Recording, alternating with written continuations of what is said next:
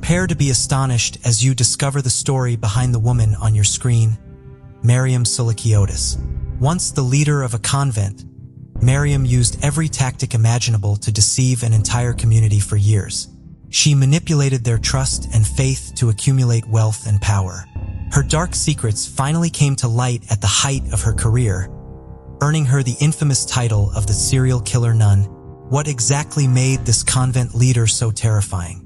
Stay tuned to this video to uncover the details. Born in 1883 in Greece to a family plagued by poverty, Mariam worked on the family farm to support her parents. Despite her humble beginnings, she aspired to a life of wealth and influence. Some sources say she also took up factory work to make ends meet. One can picture her life before becoming a nun, rising at dawn and having a modest breakfast, relying on whatever food the farm could provide. Although factory work wasn't lucrative, it seemed the only path to realizing her ambitions. At 23, she chose to become a nun, joining the Old Calendarist Church, then led by priest Matthew Carpathakis. When Matthew, struggling with church doctrine, decided to establish a new convent, Mariam became one of his earliest followers, taking on the name Mariam Ciotos. Who would have guessed that this woman, with a name so suggestive of purity, would soon wreak havoc on the lives of her devoted followers? No one could have predicted what would happen to the notorious new church under Miriam's leadership, but the signs of malevolence gradually began to show. Mariam climbed the ecclesiastical ranks quickly, becoming a confidant to Archbishop Matthew. As Matthew clashed with the Old Calendarist Church, Mariam stood by his side. They laid the foundations for the Panagia Pevkovo Nojatrisa Monastery, a nunnery established in 1927, located between the town of Karati and the rural village of Kaki Thalassa. Matthew had been planning his own monastery for 2 years, and Mariam helped him secure the land they traversed. She acquired an additional 7 acres that year and bought 2 more plots at the end of it. How she managed to obtain so much property remains a mystery. Greek author Nina, after reviewing the long history of the white-skinned Matthew, mentioned the monastery had no legal explanation for how the nuns managed to fund such substantial property purchases. An official announcement from Matthew at the monastery's inauguration was to honor the birth of the Virgin Mary. However, the real purpose of building the monastery was to gather funds to support the Old Calendarist movement. Both Mariam and Matthew cleverly hid their true intentions when establishing this new monastery. They were the faces of honesty, integrity, and faith to the very people naive enough to believe in true faith. Of course, it was thanks to the trusting and dedicated supporters of the Old Calendarist movement that it continued to grow strong. Things might not have turned so dark if Mariam had the same faith as those around her. She wielded violence and faith to extort money, controlling their fates while funding the construction of her convent with their contributions. Surely, building a convent was no easy task, especially with limited funds. The fact that Mariam and Matthew smoothly established a convent from start to finish seems nothing short of miraculous. How is this possible? Where did the mysterious funding come from? And when will the terrifying truth be revealed? The Pine Virgin Convent, marketed as a tuberculosis treatment center, was built high up on a mountain. Since there was no cure for tuberculosis at the time, those who could not be medically treated sought refuge in the convent as a safe haven. As more people flocked to the convent hoping to be cured, Mariam welcomed them warmly despite the lack of specialized medical facilities there. Everyone was excited to join this new sect. Mariam packed many patients into a room, forbidding any doctors from visiting unless they were signing death certificates. While Mariam was in her prime, enjoying the golden age of the new Calendarist Church, Archbishop Matthew turned 66. She witnessed how Matthew managed the convent's operations and took on some of the responsibilities when Matthew was imprisoned. Upon his return, he continued his spiritual journey as a high-rule clergyman, enduring a 40-day fast, isolation, and heavy metal chains around his waist to draw nearer to God. Unbeknownst to Matthew, Mariam, seemingly sweet-natured, turned out to be a tyrant within her own convent. When Matthew was bedridden, Archbishop Chrysostomus of Florina visited with some belief, wanting to bury an axe with Matthew upon his death to end the schism in the Calendarist Church. Before Matthew could attempt to speak with Chrysostomus, Mariam burst into the room with all the nuns, insisting he leave. We can only speculate on how the reconciliation of the schism would unfold, a process we may never truly understand. What impact it would have on the future of the church remains unknown, as Mariam extinguished all hope. In 1939, Archbishop Matthew's health began to decline significantly, and Mariam took charge of the convent. At this point, Matthew's life was but a shadow of his former self. Previously, he had relied on Mariam for significant decisions and soon left everything under her supervision. After an 11-year wait, Mariam was finally bestowed the title Mother of Mariam of Karathea, a title understood as the Mother Superior of Karathea. Her lifelong ambition to control seems fulfilled. She now headed the convent. She wore a Greek-style fabric headpiece, a black veil covering her forehead and eyebrows, attire only worn by high-ranking Eastern Orthodox nuns. She decided to amass as much wealth as possible and was prepared to do anything to achieve her goals. It's hard to pinpoint exactly when Mariam's murderous rage began, but it's clear that she started practicing asceticism shortly after becoming Mother Superior with her inherent strong personality. She had formed a formidable force, intent on plundering as much wealth for her convent as possible. When news of Mariam's activities became public, she was dubbed Mother Rasputin by the media. Charity may seem the most humane act one can perform, but what happens when the donations stem from the crimes committed by Mariam? Her offenses far exceeded the suspicions of smuggling for which she was initially convicted. She swindled by pretending to treat patients with tuberculosis, who ultimately died in pain and isolation. Mariam was also implicated in 100 of murders. She amassed a fortune worth $1 million by ensnaring wealthy families with promises of salvation. Those who disagreed were bound and tortured in the basement until they complied with her demands. Others were left to starve. The exact number of victims that fell prey to this abbess's schemes is unknown, but Greek police estimate there were 27 murders. Mr. and Mrs. Backer, devoted followers of the Calendarist Church, were deeply impressed by the courage of Archbishop Matthew and the convent. Mrs. Bacher, guided by her theological advisor, sought instruction from Mariam, unaware of the heinous acts of the so-called abbess. After securing her entire estate to the church, Mrs. Bacher, realizing Mariam was a monster, attempted to escape with her children. Unwilling to lose this golden opportunity, Mariam locked Mrs. Bacher in a dark cell, forcing her to endure the same conditions as the deceased tuberculosis patients. Despite her cries, no one could hear her due to the convent's secluded mountain location, making it the perfect dungeon for Mariam's malevolent plans. She only allowed a few morsels of food to be given to the imprisoned Mrs. Bacher. When Mariam decided to release her, Mrs. Bacher was merely a corpse in an old cell. Mariam did nothing to assist her, allowing Mrs. Bacher to decay and die in the so-called convent jail. Mr. Bacher was also isolated until he fell ill and died alone in agony. Imagine visiting a convent for spiritual enlightenment, only to return with nothing but an empty bank account. Unfortunately, the next victims were the Paniatopoulos, who sought liberation from their lives. Mariam told them they would be freed from all sins if they joined her. Instead, she held them hostage and starved them until they transferred their assets to her name. Mariam, unyielding, decided it was best for the Paniatopoulos to leave this world once and for all. In the early 1900s, doctors could only alleviate the pain of tuberculosis patients, as no cure was available. Mrs. Mahalaku, informed that she had contracted tuberculosis, was overjoyed upon hearing that the Virgin Convent was treating this disease. Expecting some form of spiritual treatment upon arrival, she was horrified when the nuns led her to a cell and simply left her there without medication, allowing her only a few small meals a day. Mrs. Mikaleku's body weakened. She endured the same fate as many others under Mariam's ruthless supervision, dying alone in pain with no loved ones by her side. Not everyone living under Mariam's rule was content with her management. Theodote's sister tried to speak out against the abbess's cruel methods but could not ignore such matters. She accused Theodote of misconduct and ordered the nuns to be beaten as punishment. The remaining nuns had no choice but to obey. They beat Theodote until she bled internally, dying on the spot from the brutal assault, and this was the price for not trusting the abbess. Anyone who dared to resist faced Mariam's wrath.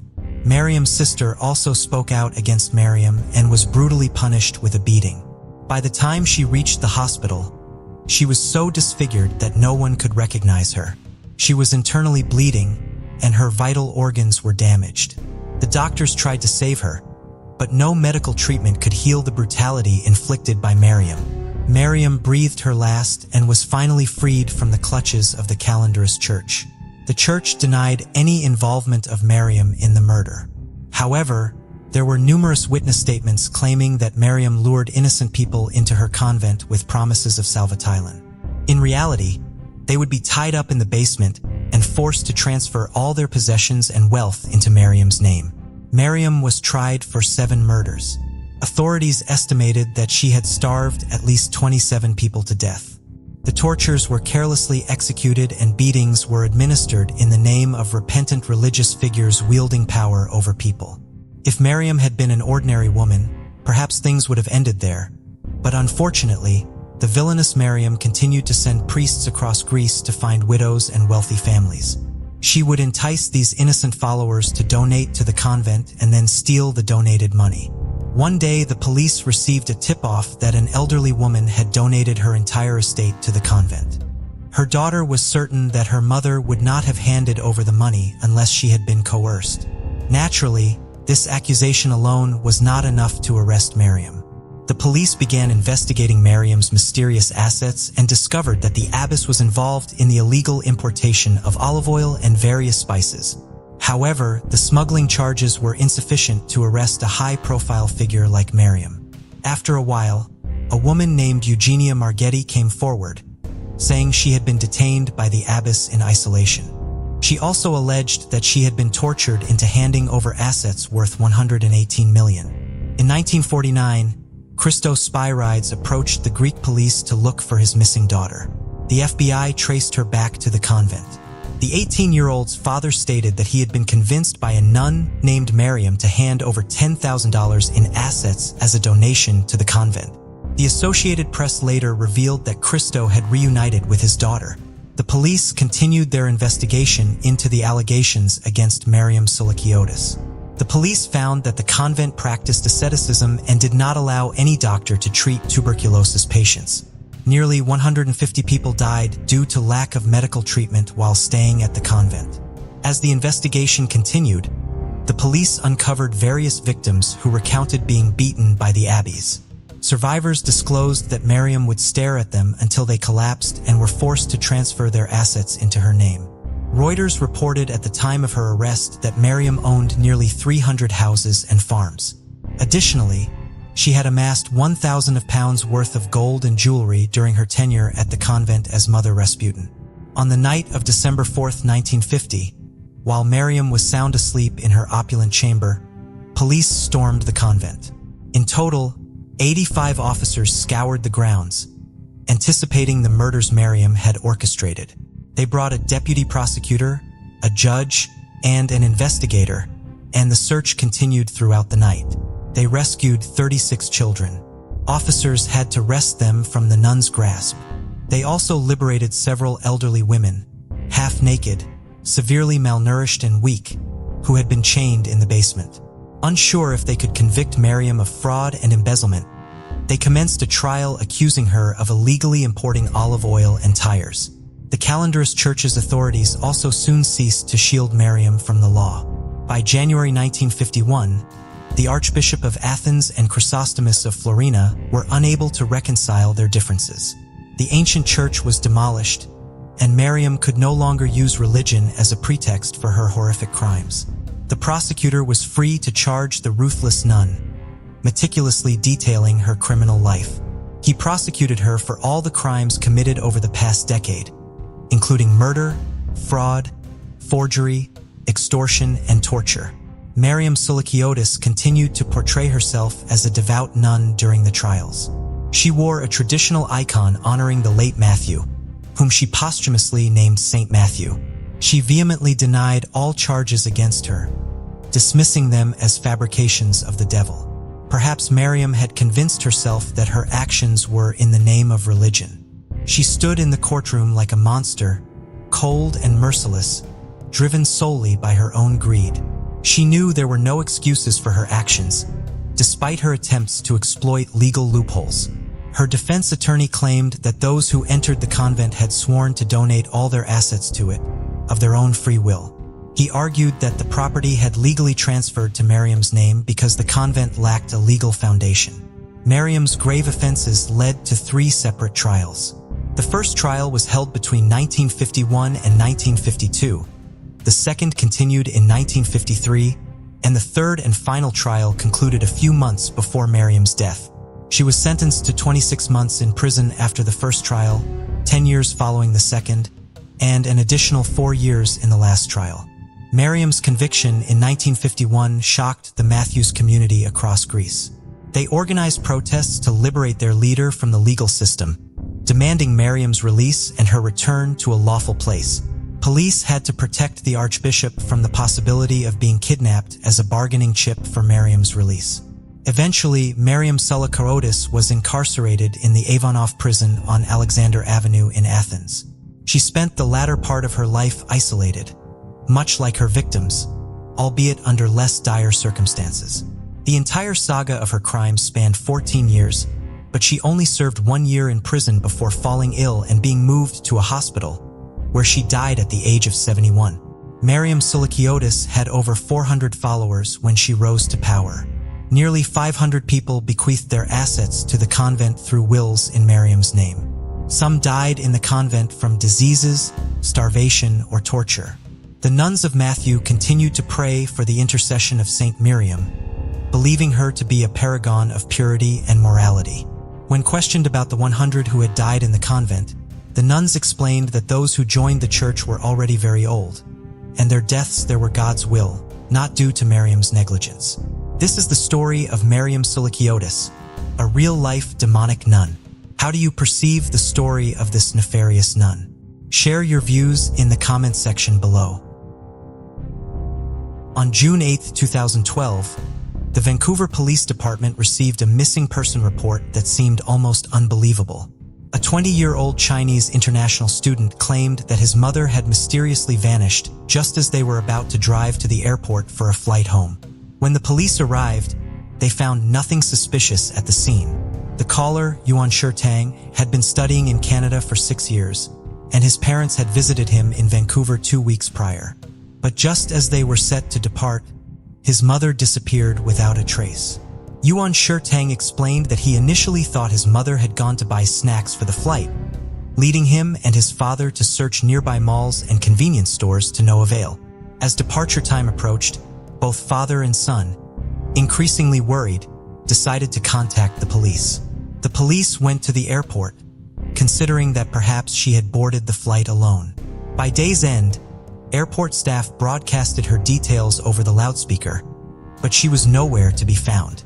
Yuan's father was left stranded in Vancouver, torn between searching for his wife and returning to China. Meanwhile, the son remained unsettlingly calm, urging his father to return to China, reassuring him he would work with police to find his mother. Once the father returned to Foshan, China, he contacted both local authorities and the Chinese consulate in Vancouver for help with his wife's disappearance. While Yuan Shirtang's father was desperate, Canadian police grew suspicious, speculating that she might have intended to stay in Canada illegally. Given the family's circumstances, her sudden disappearance just before their flight raised red flags, and the son's statements appeared suspicious. 2 weeks later, Yuan Shirtang's father returned to Canada. At this point, the police began to question their initial theory. If Yuan Shirtang's mother had indeed planned to stay, the family would likely have avoided drawing attention to themselves. Additionally, she had left without her passport, personal items, or money. A Chinese woman with no English skills and no local connections would have found it nearly impossible to hide in a foreign country.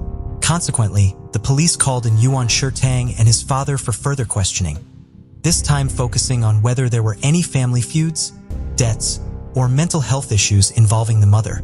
After both denied all such possibilities, the case was handed over to the RCMP for further investigation. At this juncture, Yuan Shirtang's mother had been missing for over 14 days. Father and son, clutching her photograph, scoured every corner, querying strangers they encountered in their desperate search to find any trace of the woman in the picture. They continued tirelessly, even as their voices grew hoarse from asking too many questions, clinging to the hope of finding their loved one in a country that was utterly foreign to her. The police present were moved by the determination of Yuan Shi and his father.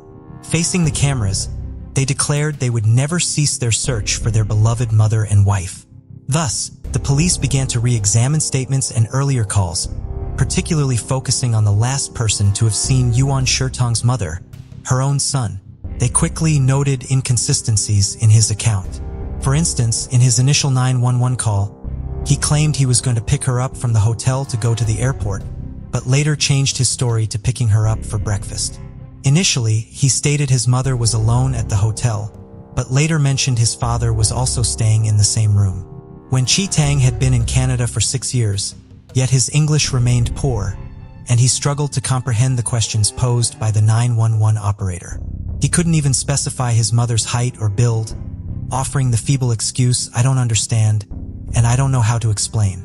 The police found no reason to continue scrutinizing Yuan Shitong, yet they wondered why did he still struggle with communication after 6 years in Canada. The investigation then extended to other hotel guests, and a crucial clue was uncovered. The room next to the crime scene was rented by another Chinese national also named Tang. Further inquiries revealed the occupant of the neighboring room was none other than Yuan Shitong.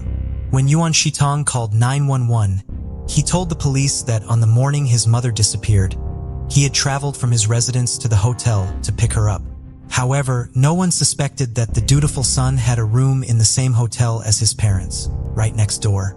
Calm, under police questioning, he explained through an interpreter that his own place was somewhat far from the hotel, so he had booked a room there for convenience. When asked why he hadn't mentioned this before, Yuan Shitong's reply was, "You didn't ask, so why should I tell?" Observing this filial son, one might wonder whether his purpose at the police station was to test their investigative skills or to report his mother's case. Immediately following this, the police searched the room Yuan Shitong had rented. They discovered bloodstains on the ceiling, bedside cabinet, and wardrobe. Similar traces had evidently been there for some time. However, at that point, the blood samples and DNA from Yuan Shitong's mother were still being analyzed in China, leaving the police unable to determine whose blood it was. Another investigative team unearthed some crucial information. The apartment Yuan Shitong rented in the city center was not as far as he had claimed. Furthermore, Yuan Shitong was not living alone. His roommate was a young Asian American woman, and the pair were romantically involved. However, Yuan Shitong refused police entry to his apartment and, lacking evidence, they were unable to secure a search warrant. On July 29th, marking a month and a half since Yuan Shitong's mother went missing, human remains were discovered inside a suitcase on a beach near Harwood Island, about 200 kilometers from the location Yuan Shitong reported her missing. The body, heavily decomposed, was identified as that of a middle-aged Asian woman. The clothing on the body led police to immediately suspect they had found Yuan Shitong's mother, and autopsy reports confirmed the remains were indeed hers. The victim had undergone spindle surgery, identifiable by the screws in her back. Her skull was fractured, showing multiple large holes. After identifying Yuan Shitong's mother as the victim of a homicide, her son became the prime suspect in the case. The police could have chosen traditional investigative methods, such as surveillance, interrogation, and evidence gathering, but they opted for a different approach using a sting operation they believed would be more effective in preventing alerting the suspect. The discovery of Yuan Shitong's mother's body was kept confidential by the police. A week later, an undercover officer from Guangdong called the number Yuan Shitong had listed on his missing person poster. She claimed to have information and arranged a meeting at a Starbucks cafe. She told Yuan Shitong that while fishing with a friend, she found a suitcase. She was too frightened to touch it, but her friend noted that the person inside wore a blue shirt, similar to the one on Yuan Shitong's mother in the poster, and had a similar hairstyle. She informed him that they had not yet contacted the police, but if Yuan Shitong paid them a sum of cash, they would help dispose of the suitcase.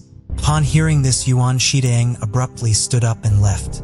The officer followed him and challenged, Be honest with yourself, your mother was tortured, and if you were not involved, you would have called the police here and now. Think carefully about my offer. She then gave Yuan Tang her phone number, advising him not to take too long to decide, as she would hand over the suitcase to the police otherwise. That evening, after much deliberation, Yuan Tang called her, stating he didn't have enough money, but would try to gather the amount requested. He suggested she could call his father, claiming his mother had been kidnapped and his father would pay the ransom. Subsequently, the woman, an undercover officer, took Yuan Tang to meet her boss, a man from Hong Kong, who claimed to be a member of the Triad Society, but was also undercover. The boss told Yuan Tang that they could help dispose of the suitcase, but needed more details about his actions to erase all traces. Initially, Yuan Tang was suspicious of the boss. However, when he distributed the suitcase in detail, its seized cola and design, Yuan Tang became completely convinced. In a subsequent meeting, Yuan Tang confessed to killing his biological mother. He recounted that she died the night before he reported her missing. He had summoned her to his rented hotel room under the guise of needing help with cleaning. While she was picking up coins off the bed, Yuan Tang struck her several times on the head with a hammer. He then smothered her with a pillow for over 20 minutes. After confirming she was dead, Yuan Tang stuffed her body into a large suitcase, took it back to the apartment he shared with his girlfriend, and the next day he returned to the hotel where his parents were staying and informed his father that his mother had disappeared. Once his father returned to China, Yuan Tang drove to the Fraser River Bridge to dispose of the suitcase, then returned to the scene to clean up the blood and burn the pillow and murder weapon before dumping them into the river. Yuan Tang recounted the entire story to the undercover police. He even proposed a condition after disposing of the suitcase. Could they also eliminate his father? Once he's gone, all his money will be mine. Name your price and I will meet it. The undercover operatives realized they were dealing with a dangerously low IQ criminal. To maintain their cover, the boss replied, "We know someone dying from cancer who could take the fall for you if you pay enough. His brain is damaged from chemotherapy. Can you help us figure out how to take care of your father? We'll record it for him to practice." Yuan Tang believed them and detailed his entire crime process. Consequently, the RCMP formally arrested Yuan Tang on September 7th. He was charged with first-degree murder and intentional homicide. The police had all the evidence they needed, including audio and video recordings made by the undercover operatives, along with hairs and bloodstains of Yuan Tang's mother found in his car.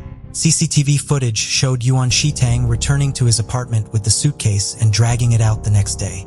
The size and color of the suitcase matched the one found by the police. A small amount of DNA found in his apartment was also a match for Yuan Tang's mother. We think this case should be closed now, right? Yuan Tang appeared to be a dutiful son. So why would he do this? And surely he must be punished by the law for his crimes. However, there was a complication in prosecuting the case. Yuan Tang's father, possessing a bizarre line of thinking, his wife was no longer alive, so he could not bear to lose his son as well, chose to overlook all of Yuan Tang's crimes and began filing complaints in court to protect his son. However, he was unaware of Yuan Tang's intentions to also eliminate his father, as discussed with the undercover police. In Canada, the media does not possess extensive freedoms to report on particularly serious criminal cases. Police spokespeople consistently decline to comment before trials. However, the press and journalists have managed to unear some information. Yuan Tang's family ran a wooden furniture business in Foshan, China. After high school, the son was sent abroad with hopes that he would establish a foundation for the family business overseas. Yet Yuan Tang failed to apply himself academically, not managing to secure a university place despite years in language and preparatory classes. Rarely attending class, he became a gambling addict, frequenting casinos to squander money when he ran out and working in restaurants to fund his gambling habit. Yuan Tang described his parents as extremely controlling. They used financial leverage to enforce obedience, requiring him to call them every 3 days, with each call lasting at least 20 minutes. Failure to comply meant a deduction from his monthly living allowance. Additionally, Yuan Tang was not allowed to have a girlfriend, and every penny of his discretionary spending was monitored. He had no money to spend on a partner. Overwhelmed by his parents' control, Yuan Shitong devised ways to steal from them using money meant for tuition, rent, immigration fees, and a car his parents had provided for himself and his girlfriend. Although he had lived in Canada for 6 years and told his parents he had permanent residency, he was found to only have a tourist visa upon his arrest. Furthermore, another truth was revealed. Yuan Shitong's father was unfaithful. Their marriage was in name only. Yuan Shitong's father told the press that his wife was incredibly controlling about his hairstyle, who he dined with, and how much money he had in his pocket. Eventually, he stopped returning home and sought companionship elsewhere. After discovering her husband's infidelity, Yuan Shitong's mother placed all her trust and hopes in her only son. She came to Vancouver upon hearing that her son had a girlfriend, with plans to take Yuan Shitong back to China, where she had arranged a prospective wife for him in Foshan. The father's admissions explained many of the suspicious circumstances surrounding the case. Previously in Vancouver, Yuan Shitong had rented a room next to his parents' hotel room to avoid detection. He and his girlfriend moved in together, and his father did not report his wife missing to the police overnight because they were separated. According to Yuan Shitong's father, this was a family that appeared flawless externally, but was utterly decayed on the inside. A controlling mother, an unfaithful father, and the conclusion that such overbearing maternal influence had adversely affected their son, Yuan Shitong. His father switched lawyers 3 times, citing emotional distress and a fierce determination to defend his son's innocence. However, he had no say in determining whether his son had a psychological disorder. Evaluation showed that Yuan Shitong's mental state was completely normal, and he was fully aware of his actions. To prove Yuan Shitong's mental competence, the prosecution introduced another undercover agent into the prison. This agent, also a Cantonese speaker, befriended him to delve into his psyche. Predictably, Yuan Shitong fell into the trap set by the police. Yuan Shitong confided in the undercover agent that he had no regrets about killing his mother. He felt suffocated by his parents' control and believed that only by eliminating them could he achieve freedom. He had long harbored a desire to end their lives, and finally his wish had been partly fulfilled. He also told the agent that he had waited for his parents to come to Canada to execute his plan, where there is no death penalty, and in his view, the police were inept, making it a safer venue for his crime than China, where the consequences would have been far more severe. Due to his father's steadfast determination to defend him, he hired Troy Anderson, a highly renowned lawyer known for defeating the RCMP in court and adept at handling cases involving legal challenges from the police.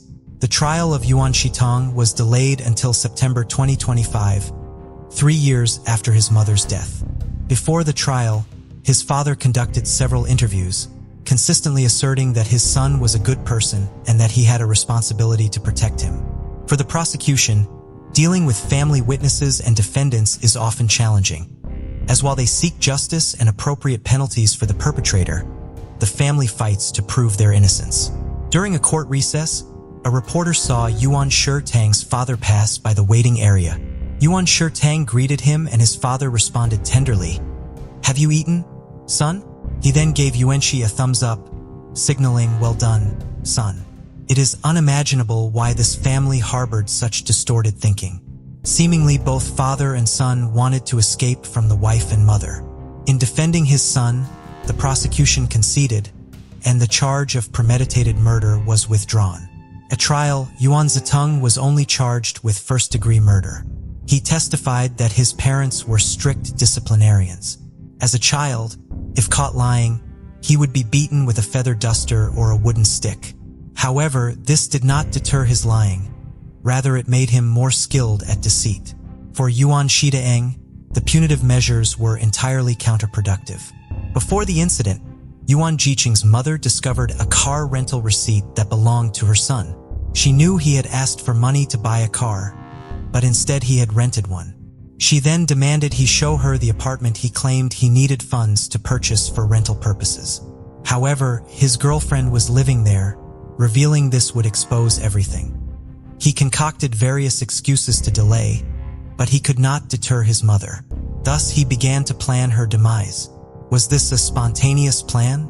Or had it been long in the making? This was crucial for determining the final sentence. Although both outcomes would likely result in a life sentence, a crime of passion could allow for parole after a minimum of 10 years, whereas a premeditated crime would not permit parole for 25 years. In recordings provided by the prosecution, Yuan Shirtang confessed that he had long wanted to end his parents' lives to inherit their assets. He planned to sell their house in China and flee with his girlfriend. Interestingly, he did not intend to spend his life with his girlfriend in Vancouver, but rather he planned to marry an ex-girlfriend from China. They had met in high school and were deeply in love, but Yuan Shirtang's mother, upon discovering the relationship, forced them to break up. Over the past 6 years, he secretly met this girlfriend whenever he returned to China.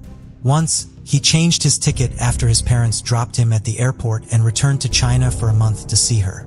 The night before the incident, his ex-girlfriend contacted him online to inform him that she had aborted their child a few days earlier. He consoled her for a long time, and his resentment towards his mother grew. Thus, he packed a hammer in his backpack, hoping for an opportunity to kill her. Yuan Shirtang's father, who later appeared in court, recounted that his son had described studying in Canada as being like a prison and had agreed to let him return to China. However, his wife opposed this and insisted Yuan Shirtang study and settle in Canada and find a Canadian girl to marry to obtain residency. If not, he would have to return to China and marry the girl she had chosen. Finally, Yuan Shirtang's father broke down and said, "I feel incredibly guilty for having sent my son to study alone in Canada. It led him to commit the unforgivable crime of murdering his own mother. As a father, I feel a great responsibility for this case. I believe my wife in heaven will understand my heart." Subsequently, an undercover recording showed that Yuan Shirtang had actually intended to kill his father as well. However, his father being a robust man, Yuan Shirtang chose his mother as his first victim. Throughout the trial, Yuan Shirtang's father frequently left the courtroom unable to continue hearing his son's confessions. But no matter what, he defended Yuan Shirtang to the end, hoping his son would receive the lightest possible sentence. The judge was shocked by the father's tolerance in the face of his son's horrific crimes. After 5 days of deliberation on whether Yuan Shirtang had planned the murder of his mother, the jury failed to reach a conclusion. 2 jurors withdrew for personal reasons and were excused by the court. If one more juror had left, the jury would have been declared ineffective and the trial would have had to be paused. Fortunately, there were no further reductions. The next day, they reached a verdict convicting Yuan Shirtang of second-degree murder. Out of the remaining 10 jurors, 7 advocated for a 25-year sentence, 2 for 15 years and 1 for 10 years. Ultimately, the judge sentenced Yuan Shirtang to life without parole for 17 years. Both the prosecution and the defense were satisfied with the verdict. Reporters at the scene noted that Yuan Shirtang still smiled as he left the courtroom. Remember how Yuan Shirtang had struggled with communication despite 6 years in Canada? While in prison, he continued his education and was admitted to a university through his own efforts, marking a tragic end to parental over-control. June 6, 2023, began as any other day for Maria Luisa Manriquez. Rising at 6 a.m., she prepared her 2 children for school, and together they got into her SUV. Upon arriving at the school in the Las Brisas neighborhood of Tijuana, Baja California, Maria Luisa hugged and kissed her children goodbye before heading home to begin her workday.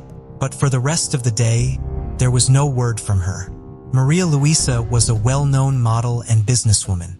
It was unusual for her not to check in during work hours, and as time passed, those close to her grew increasingly concerned. Her family filed a missing person report at the local police station and posted her photo on social media. By 5 p.m. that day, people across Mexico were anxiously waiting for news of the renowned beauty queen. The police arrived at her home in Casablanca Alley, Guanajuato neighborhood. Initially, they were relieved to see the front door intact, suggesting no forced entry. However, that relief turned to horror upon finding Maria Luisa's body in a concealed room, showing signs of violence, including bruises and stab wounds. As officers began investigating this grim crime, her burnt-out car was being cleared from a nearby location, with a body still inside the vehicle. Maria Luisa Manrique Sangiano was born on April 1, 1979, in Guadalajara, Jalisco, Mexico, and had dreamed from a young age of entering the fashion industry. She was charismatic, beautiful, and intelligent. Those who knew her believed she was destined for success. But Maria didn't just aspire to grace magazine covers or walk the runway. She wanted to be the ultimate beauty queen. In the 1990s, Maria Luisa moved to Tijuana, Baja California, where she landed her first professional opportunities. It was here that she discovered her true passion extended beyond modeling to the business world. Motivated by the idea of building her own brand, she used her fashion industry connections to launch Estilo in 1997, an agency specializing in advertising and event management. Her career trajectory took a significant upturn shortly thereafter. In 1998, Maria Luisa won the Señorita Fiestas Patriots beauty pageant, marking her first major public recognition. This victory not only thrust her into the limelight, but also paved the way for her to become a leading figure in the Mexican modeling industry. Her newfound fame attracted numerous magazine cover features and a flood of job offers, allowing her to accumulate both significant wealth and widespread acclaim. In 2000, Maria Luisa decided to give back to the world. She initiated various projects to support needy communities, collaborated with shelters, orphanages, and housing for the homeless. Despite becoming a fierce beauty pageant competitor, she never stopped working. She was part of Tijuana's Tourism and Convention Committee and Samansa Hospital. By 2020, Maria Luisa was nationally recognized as a philanthropist, model, and business administrator. In addition to her original agency, she began working at Modulo's Expos and collaborating with entrepreneurs in Tijuana and Cortuco. Tijuana proved that beyond pretty faces, women can be significant entrepreneurs. In 2021, she won the crown of State Queen of Baja California in the Diamante category. This was followed by 2 more successes. In 2022, she won the Mrs. Tourism Mexico Award and traveled to the Dominican Republic, where she was crowned International Marine Beauty. Although from the outside, Maria Luisa appeared to have a controlled and enviable life behind closed doors, it was quite different. Her personal life was kept far from the public eye. Little was known except that she adored her 2 young sons, Jose Alberto and Jose Luis, and often posted videos with them on her Instagram account. She never spoke about their father, not even in interviews. In 2012, Maria Luisa had been married for some time to Carlos Gomez Ibarra, a seemingly unassuming man. She was the primary caregiver for their 2 children, and to outsiders their life seemed calm. In truth, their home life was turbulent and frightening due to Carlos's extreme physical and emotional violence. The couple often fought, with Carlos regularly resorting to hitting her. Concerned friends and family urged Maria Luisa to take action, fearing Carlos might do something even worse. In response, she filed a domestic violence complaint, but unfortunately, it resulted in no substantial legal repercussions. The marriage continued without legal intervention to protect Maria Luisa until she decided she had enough and began divorce proceedings. Carlos reacted with his typical fury to the news, but Maria Luisa was resolute, choosing to focus on rebuilding her life and looking forward to a future without him. By 2023, the model was enjoying her days going out with friends, having lunch with her girlfriends, and participating in her children's school activities. She also maintained her faith, attending church every morning. In February of that year, she appeared on the cover of a major magazine under the title The Queen and the subtitle The Most Fashionable, with a feature detailing her significance as a model and entrepreneur. Life seemed relatively well for her. On May 30th, she experienced a liberating moment as she signed her divorce papers from Carlos. On June 6th, Maria Luisa made a post on her Instagram account. It was a picture of Wednesday Addams from the Addams Family with the overlaid text, "If I'm strong, with all the things they've done to me, I must be immortal." The caption read, "I've learned that every moment has its value, just like the people who were part of them. You must learn and understand that this is how people are. You can only love them as they are, and look after your mental and spiritual peace."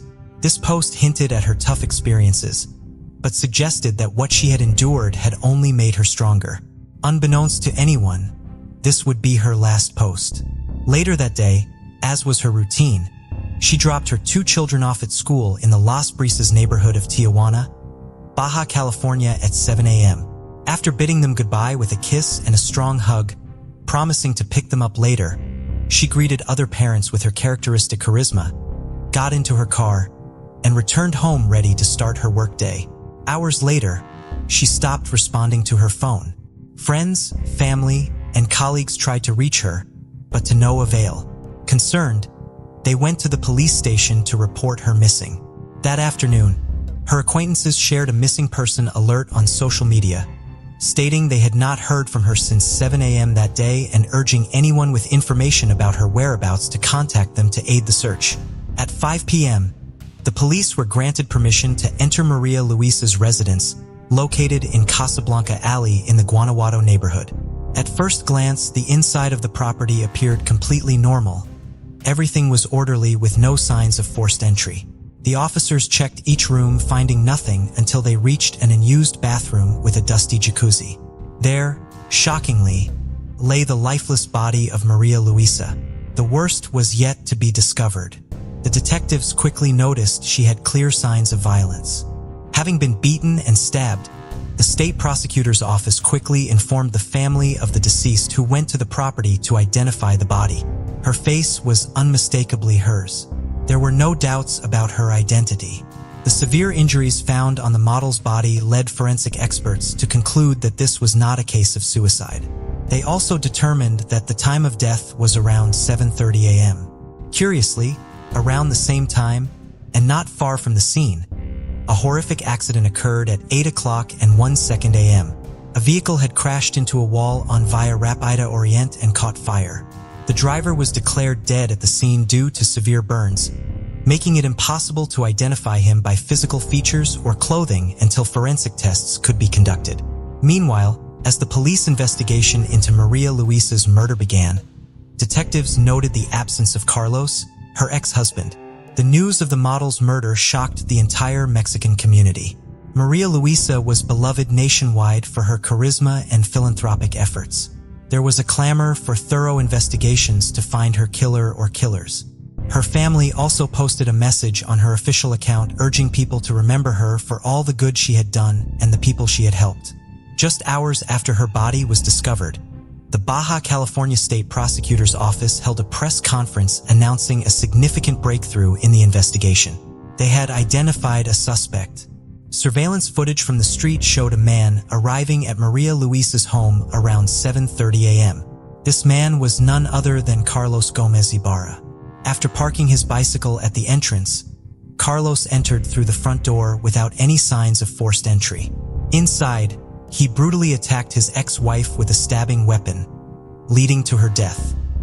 He then hid her body in the most secluded room of the house, the old jacuzzi room, clumsily covering it with various items and clothes in a poor attempt to conceal it. Merely 15 minutes later, as if completing a routine errand, Carlos left the building and loaded his bicycle onto a black Ford F-150 pickup truck parked at the entrance, which was registered in the model's name. He fled the scene cowardly. However, minutes after leaving Maria Luisa's house, Carlos began to feel overwhelming guilt. The anxiety escalated to the point where, while driving, he decided to call one of his stepsons. "I'm a bad father," was all the young man heard before Carlos hung up, not wanting to hear a response, only seeking to alleviate his torment. It wasn't enough. Within seconds, he called another relative, implying he wanted to apologize for something he had done, claiming remorse, but not elaborating further. He then drove to Simon Bolivar Boulevard and on to Via Rápida Oriente, in the third stage of the Rio Tijuana. Growing increasingly nervous, he exceeded the speed limit and, fully resigned to his fate, Carlos accelerated until he crashed into a pedestrian bridge pillar in front of the Queer car dealership. The vehicle burst into flames, and Carlos died, burned beyond recognition. It was 8 a.m. when the Tijuana Fire Department reported the incident. Initially, police on the scene thought the crash was an accident, but the escalating speed suggested it might have been intentional. After forensic confirmation that the deceased was indeed the woman's ex-husband, a strong theory emerged. He had committed suicide, Ultimately, the crash was deemed intentional. That afternoon, Carlos had committed 2 acts, the vehicular crash and, far more critically, the murder of the model. The victim's family strongly supported the theory that Carlos was the primary suspect in the murder, citing his past violent behavior towards her and a previous complaint filed against him. The fact that the crashed vehicle was registered in the model's name only reinforced the theory that Carlos had stolen it that day to flee the scene. The fire department's call at 8 a.m. and the body's discovery at 5 p.m. fit the timeline perfectly. The fact that they had signed the divorce papers the day before further supported the family's view of Carlos as a violent man reacting poorly to his ex-wife's actions. The Baja California State Prosecutor's Office held a press conference revealing the intricate details of their investigation. There was no doubt Carlos Gomez was the sole suspect in the murder of Maria Luisa. However, the case was far from straightforward. The Attorney General of Baja California, Ivan Carpio Sanchez, pointed out that the case needed further review as there were no concrete proofs. The complaint Maria Luisa had filed nearly 3 years earlier testified to Carlos's violent nature, capable of horrendous acts. The fact that this complaint was overlooked and is even now questioned demonstrates that the authorities often turn a blind eye when called upon for help. The Federal Penal Code stipulates that a murder qualifies as femicide when a woman is killed on the basis of her gender. Several factors are considered in determining this, including whether there are degrading injuries or mutilations, a history of violence in the family, workplace, or school by the perpetrator against the victim, and whether there was an intimate, affectionate, or trusting relationship between the killer and the victim. All these elements were present in the crime against Maria Luisa, which is why it is imperative that this event is recognized not as a crime of passion, but as the femicide it was. Had the system designed to protect women acted when she sought help, she might still be alive. Now all that remains is sorrow and desolation for her family. Her 2 children, aged 15-17, are left orphaned. The elder has vowed to care for the younger, but this is not enough. They need their mother. It is vital to remember such cases to foster societal awareness, encouraging women to seek help. Yet all this is meaningless if the authorities they turn to for protection choose to ignore them. Maria Luisa's case gained media attention primarily because she was a well-known model and businesswoman throughout Mexico and nearby countries. But cases like hers occur daily, and the stories of these women rarely reach the mainstream media. In January 2023 alone, there were 228 reported femicides in Mexico, 128 in February, and another 228 in March, marking a 7% increase from the previous year. However, the violence and number of women murdered extend to an additional 674 cases categorized as malicious homicide, meaning that, like in the model's case, hundreds of cases are classified differently to manipulate the real numbers. This would not happen if the state were not complicit. In this particular instance, no trial can be held to convict the criminal since he took his own life. But it is still possible to keep the public informed, to fight for the safety of millions of women who face daily violence, and to help them before it is too late.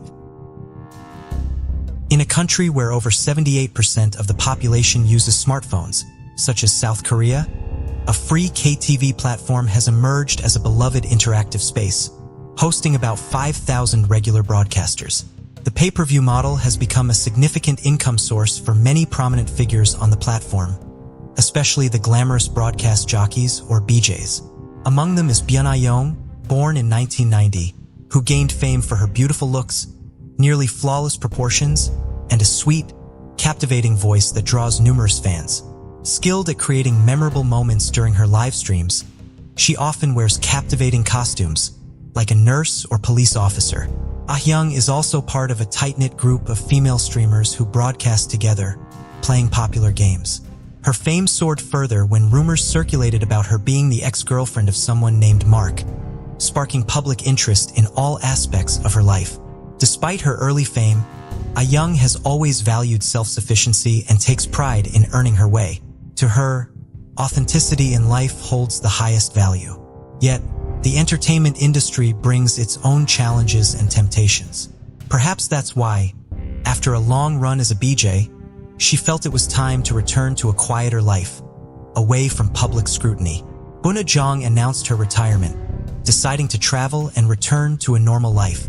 In a heartfelt social media message, she shared, "I have fully lived the life of a streamer and will now return to living as an ordinary person.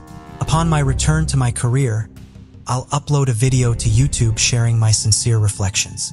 I have seen, heard, and experienced much. Please view it simply as Ayoung's perspective."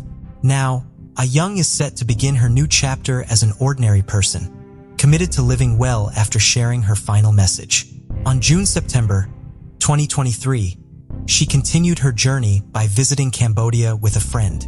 Everything seemed normal until 4 days later, on June 6, 2023, when Ayoung's body was shockingly discovered wrapped in a red blanket at a construction site in Kandal province near Phnom Penh, Cambodia.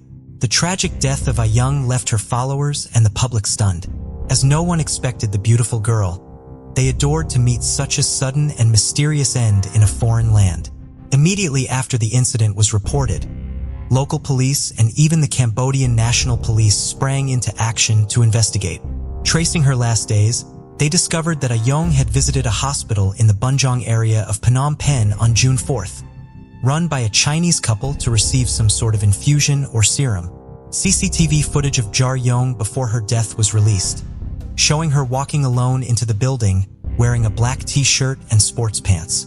The authorities quickly moved on the hospital, arresting its owners, a Chinese couple named Lai Wenxiao, age 30, and Chai Hujian, age 39. By June 13th, Cambodian prosecutors had indicted the Chinese couple for intentional murder. However, while the suspects admitted to disposing of Ayoung's body in a ditch, they denied deliberately killing her.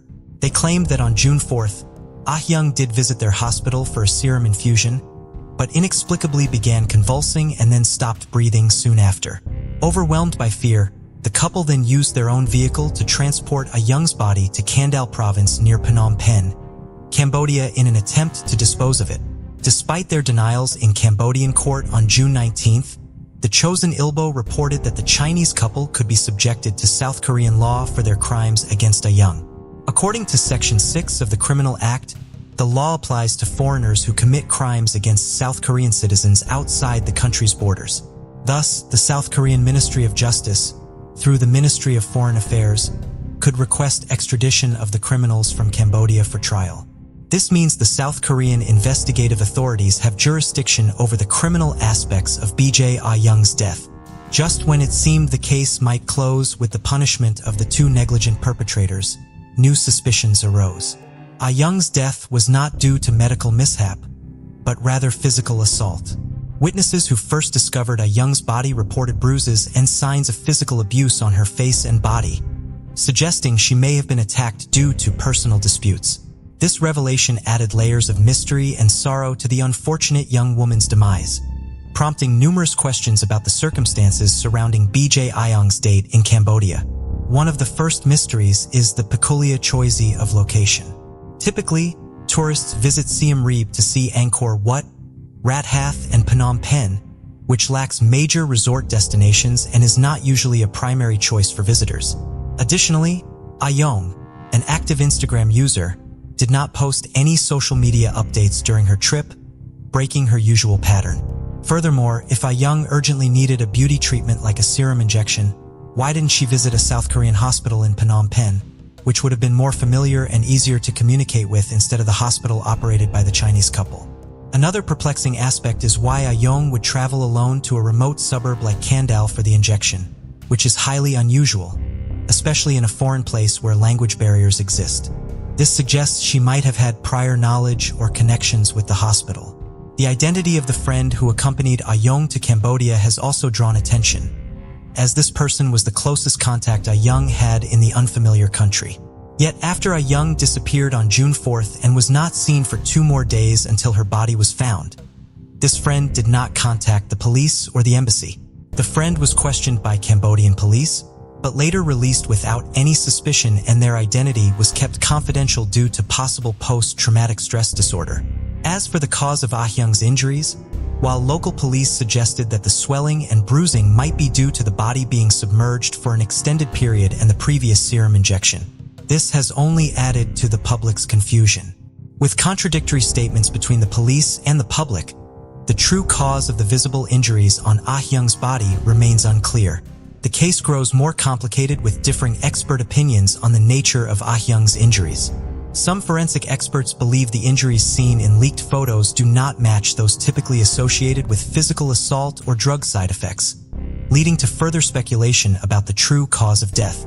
Ayoung's family initially opposed the autopsy. In a mysterious move, they arrived in Phnom Penh from the United States on June 11th, 5 days after Ayoung was found. When Cambodian authorities wanted to perform an autopsy to ascertain the cause of death, Ayoung's family, who visited the embassy, expressed that they wished to avoid the autopsy and hoped for the case to be quickly resolved without public knowledge. This stance sparked controversy and raised questions about the family's motives, obstructing the clarification of the circumstances leading to the streamer's demise. Refusal to perform an autopsy could potentially halt the investigation, leaving the demise of the famous streamer shrouded in mystery. This decision baffled many, as it suggested a possible rift or undisclosed issues within the family. However, speculation about their relationship was inaccurate. In fact, Ayoung and her family shared a strong bond. They moved to the United States when she was in middle school and lived a content life there. Ayoung returned to South Korea alone to pursue her career passions, while her parents remained in Colorado. The family was affluent. Her father enjoyed golfing, and her mother owned considerable real estate in Suncheon and throughout South Korea. Ayoung herself had acquired properties through her own efforts. Her father, particularly close to her, communicated daily with Ayoung via KakaoTalk and reached out to her friends when he couldn't contact her directly. Given such a close-knit family dynamic, their opposition to the autopsy was even more perplexing. A theory emerged that the family might have encountered Ayoung's friend from Cambodia and learned something unsettling, choosing to avoid the autopsy to protect Ayoung's honor. However, after being persuaded by local police and the South Korean embassy, the family changed their stance and informed Cambodian authorities of their agreement to proceed with the autopsy to determine the cause of death. Yet another hurdle appeared. Within the Cambodian judicial system, an autopsy requires an investigative judge's order, which, for unknown reasons, had not yet been granted for Ayoung. Another suspicion arose regarding Ayoung's visit to Phnom Penh, suggesting she was involved with adult entertainment, but local officials dismissed this notion. While some South Korean women do travel to Phnom Penh for adult film work, they typically stay for at least a month, making Ayoung's 4-day trip implausible for such purposes. Additionally, considering the high costs associated with Cambodian tourist visas, airfare, and accommodations, the idea of her engaging in such activities during a brief visit seemed far-fetched. This pessimistic speculation lacked credibility. Ayoung's mysterious death has alarmed locals in Cambodia and South Koreans alike. Public opinion fluctuates daily, with some insisting the case may be misrepresented as a medical accident to lessen the sentence, while others speculate it may be framed as a murder to divert investigation from a potential medical mishap. Yet the truth remains elusive until an investigative judge approves the autopsy of Ayoung's body, which could finally unveil the truth and potentially bring justice for the beautiful BJ. Days have passed, and as the case awaits further developments, the silence from the embassy and the opacity surrounding the incident have amplified public fear and urgency for a more determined investigation. When will the veil be lifted on all these mysteries? That's the information and hypotheses surrounding the mysterious case of the beautiful BJ Ayoung. Daisy Winnows was a cornerstone of the Torrington community, recognized for her lively spirit and captivating smile. After the loss of her cherished husband, Carl, the previous year, Daisy devoted herself to managing a thriving flower shop aptly named Petals and Blooms. Before this entrepreneurial journey, she spent many years nurturing young minds as a beloved kindergarten teacher at Torrington Elementary School. Despite her professional achievements, Daisy's personal life was marred by estrangement from her adult children, who lived in various states. The details of their fractured relationship remained unclear to the townsfolk, but Daisy clung to a hope that reconciliation was possible. She longed to witness the growth of their future families, a dream that motivated her every day. In January 1982, as the harsh winter enveloped Torrington, Daisy's life was tragically cut short. The news of her murder sent shockwaves through the close-knit community, where such violent acts were rare. Residents who once felt secure strolling through the night began to clutch their loved ones tighter, unsettled by the frightening realization that danger could exist in their own neighborhood. It was a bitterly cold morning on January 12, 1982, in Torrington, Connecticut. The temperature had plummeted to -4 degrees Fahrenheit overnight, and a blanket of snow covered the town. Most residents remained indoors, trying to keep warm and catch up on news. But for one young man, the day would forever be marked by a horrific discovery. Wally Nathaniel, a 17-year-old high school senior, worked part-time as a delivery boy for the local newspaper, the Register Citizen. He had been with the paper since he was 14 and was well acquainted with the town and its residents. One of his favorite stops was Petals and Blooms, a charming shop owned by Daisy Winnows, a 67-year-old widow and former kindergarten teacher. Wally admired Daisy for her upbeat nature and warmth, often chatting with her during his paper deliveries. That morning, he arrived at Daisy's shop around 9:35 a.m. As usual, he noticed that the shop's door was slightly ajar, which was unusual for Daisy, especially given the cold weather. Wally knocked but received no reply. He pushed the door open and stepped inside, calling out Daisy's name. What he encountered next caused him to scream and drop his papers. Daisy lay on the floor behind the counter, surrounded by a pool of blood. Her arms were almost cut off, and her face was unrecognizable. She had been brutally murdered, apparently with a large knife or a machete. Wally ran out of the shop, terrified, and called the police from a nearby payphone. The murder of Daisy Winnows would become a mystery that baffled authorities. Who would kill a harmless old lady in such a barbaric way? What was the motive behind this senseless crime? And where was the killer? These questions remained unanswered for months until a surprising twist in the case revealed the shocking truth behind Daisy's death. As soon as Wally Nathaniel reported his grisly discovery, the Torrington Police Department sprang into action. Within minutes, several patrol cars and an ambulance arrived at Petals and Blooms, followed by a forensic team and 2 homicide detectives. The shop was quickly sealed off with yellow tape, and curious bystanders were kept at a distance. The detectives in charge of the case were Michael Harrison and Sarah Jones-Levy, both seasoned veterans with impressive track records. They had worked together for over 5 years and had solved some of the most challenging cases in the state. They were known for their thoroughness, professionalism, and dedication. But even they were not prepared for the horror that awaited them inside the shop. As they entered, they were greeted by a scene of carnage that made them gasp. Daisy Winnows, the victim, was lying on the floor behind the counter, her body mutilated beyond recognition. Her arms were almost severed from her torso, and her face was slashed beyond repair. She had suffered multiple stab wounds to her chest, abdomen, and neck. Blood was everywhere, staining the floor, the walls, and the flowers. The detectives quickly surveyed the scene, looking for clues. They noticed that the shop was in a state of disarray, as if a struggle had taken place. Flower pots were broken, vases were smashed, and petals were scattered.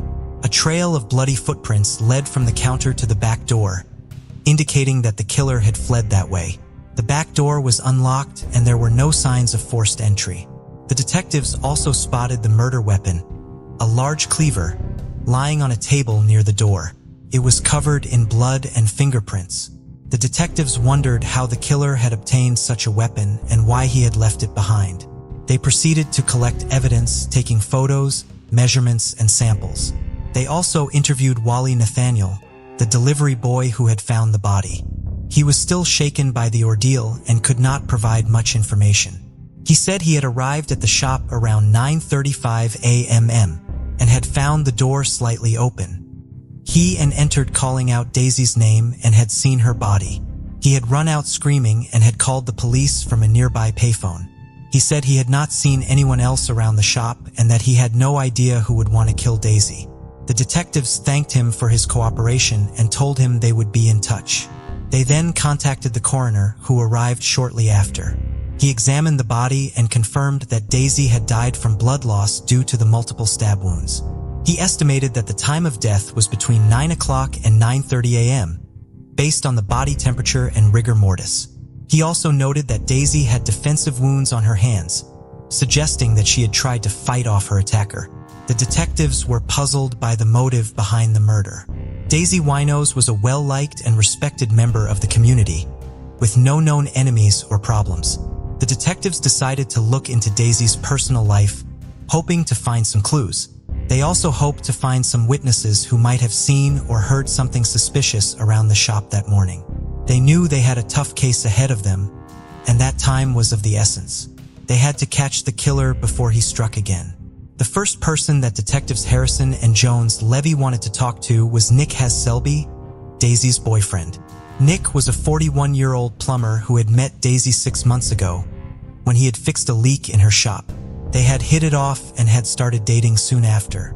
Nick was a handsome and charming man who had a reputation for being a ladies' man. He had been married twice before and had several girlfriends in between. He was also 26 years younger than Daisy, which raised some eyebrows in the town.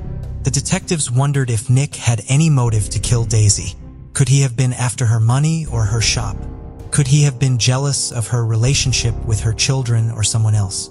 Could he have been involved in some shady business or had a secret enemy? They decided to find out. They tracked down Nick at his apartment, where he lived alone. They knocked on the door, and Nick opened it. He looked surprised to see them and asked them what they wanted. They told him they were investigating Daisy's murder and asked him if he could come with them to the station for some questions. Nick agreed and followed them to their car. At the station, they took Nick to an interrogation room where they asked him about his relationship with Daisy. Nick said he loved Daisy and that they were very happy together. He said he had no idea who would want to kill her or why. He said he had nothing to do with her death and that he was heartbroken by the news. He said he had last seen her the night before, when they had dinner at a local Italian restaurant and then went back to her place. He said he had left around 11 o'clock p.m. and had gone straight home. He said he had an alibi, his neighbor, who had seen him arrive and leave his apartment. The detectives asked him if he had any problems with Daisy or anyone else. Nick said he had not and that he got along well with everyone. He said he had no enemies, no debts, no secrets. He said he had a good job and a good life. He said he had nothing to hide. The detectives were not convinced. They pressed him harder, trying to find any inconsistencies or contradictions in his story. They asked him about his past marriages, his previous girlfriends, his financial situation, his hobbies, his friends. They asked him if he had ever been violent or had a criminal record. They asked him if he had ever cheated on Daisy or had any other lovers. They asked him if he had ever argued with Daisy or had any disagreements. They asked him if he knew anyone who might have a grudge against him or Daisy. Nick denied everything. He said he was faithful, honest, and peaceful. He said he had never hurt anyone or done anything wrong. He said he had no enemies, no rivals, no conflicts. He said he only loved Daisy and wanted to be with her. He said he was innocent and begged them to believe him. The detectives were not sure what to think. Nick seemed sincere but also suspicious. His story was consistent but also convenient. His alibi was solid but also shaky. His motive was unclear but also possible. They decided to keep him under surveillance and to check his background. They also decided to look for other suspects who might have a stronger connection to the crime. While Nick Selby remained a prime suspect, the detectives did not rule out other possibilities.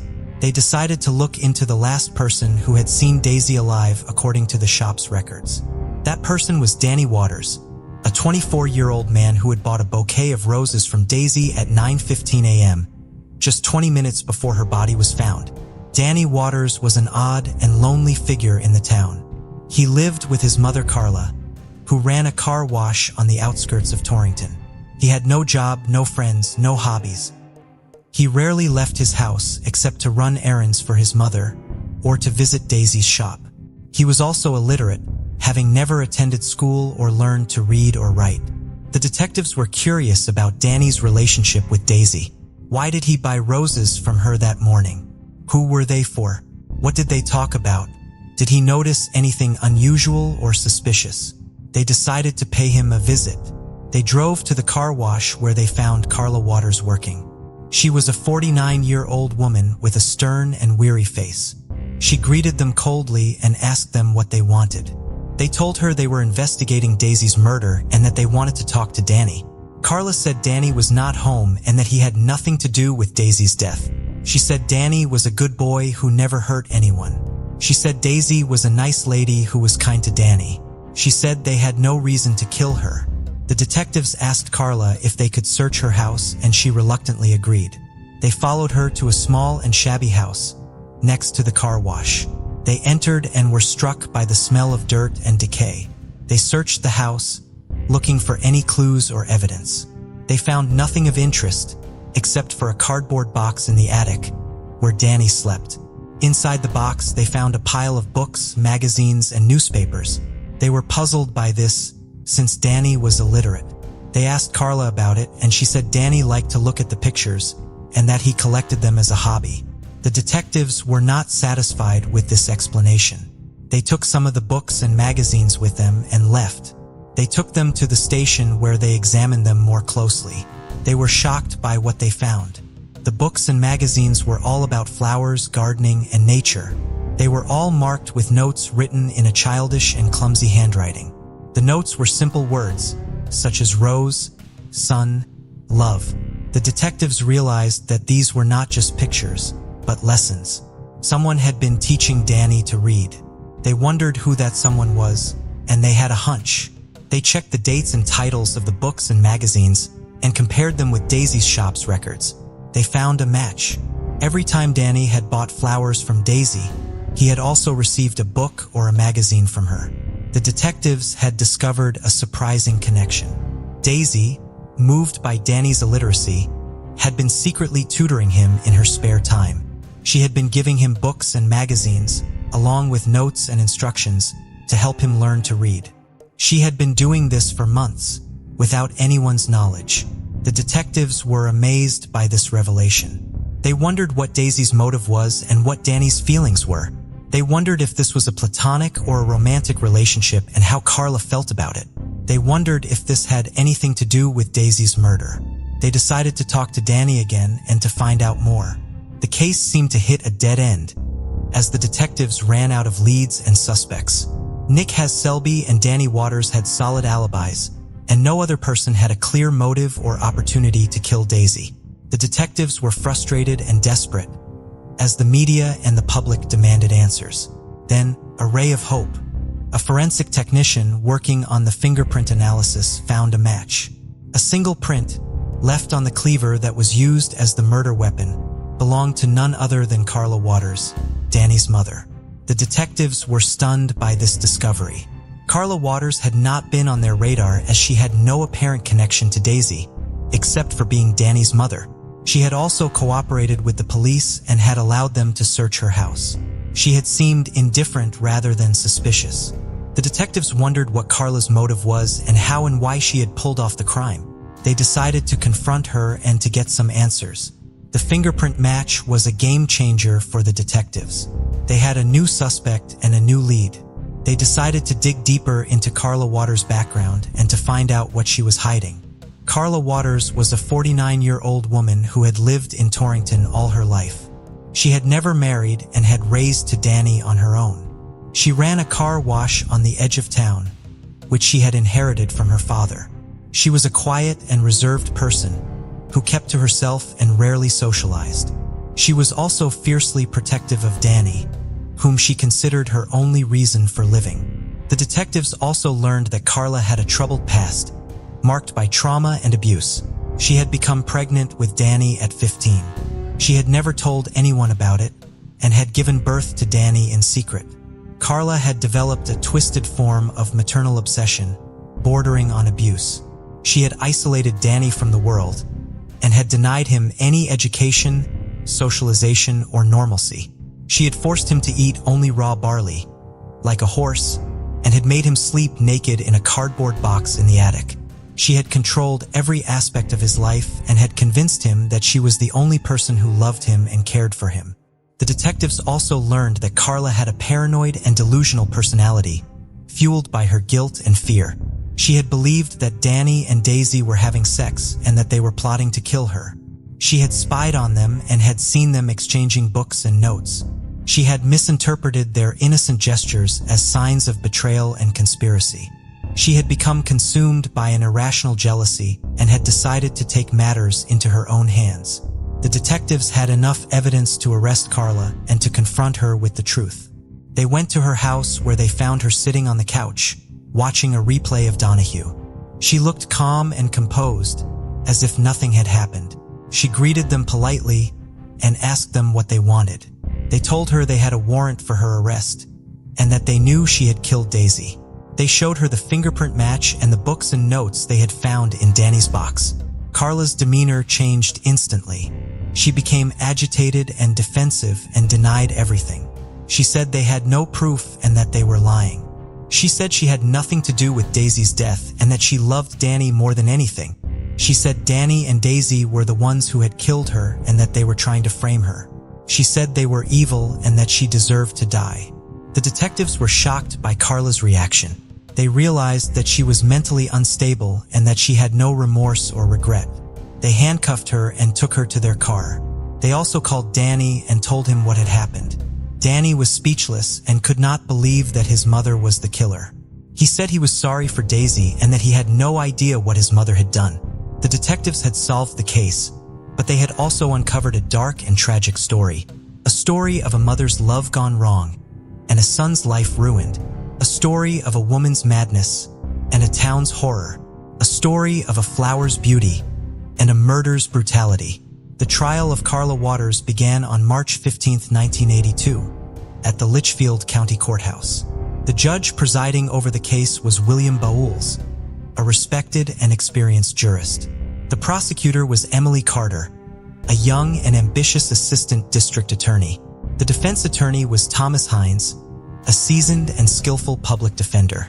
The prosecution's case was built on the fingerprint evidence, the books and notes found in Danny's box, and the testimony of Danny and the detectives. Emily Carter portrayed Carla as a cold-blooded and calculating killer who had planned and executed the murder of Daisy Winnows out of a twisted sense of control over her son. She argued that Carla had acted with premeditation and malice, and that she deserved the maximum penalty, life imprisonment without parole. The defense's case was based on Carla's mental state, her abusive past, and her lack of criminal record. Thomas Hines argued that Carla was a mentally ill and traumatized woman who had suffered from a psychotic break and had acted under the influence of a delusion.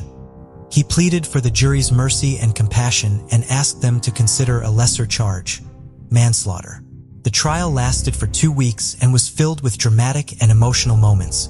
Daisy's friends and colleagues testified about her kindness and generosity and expressed to their grief and outrage.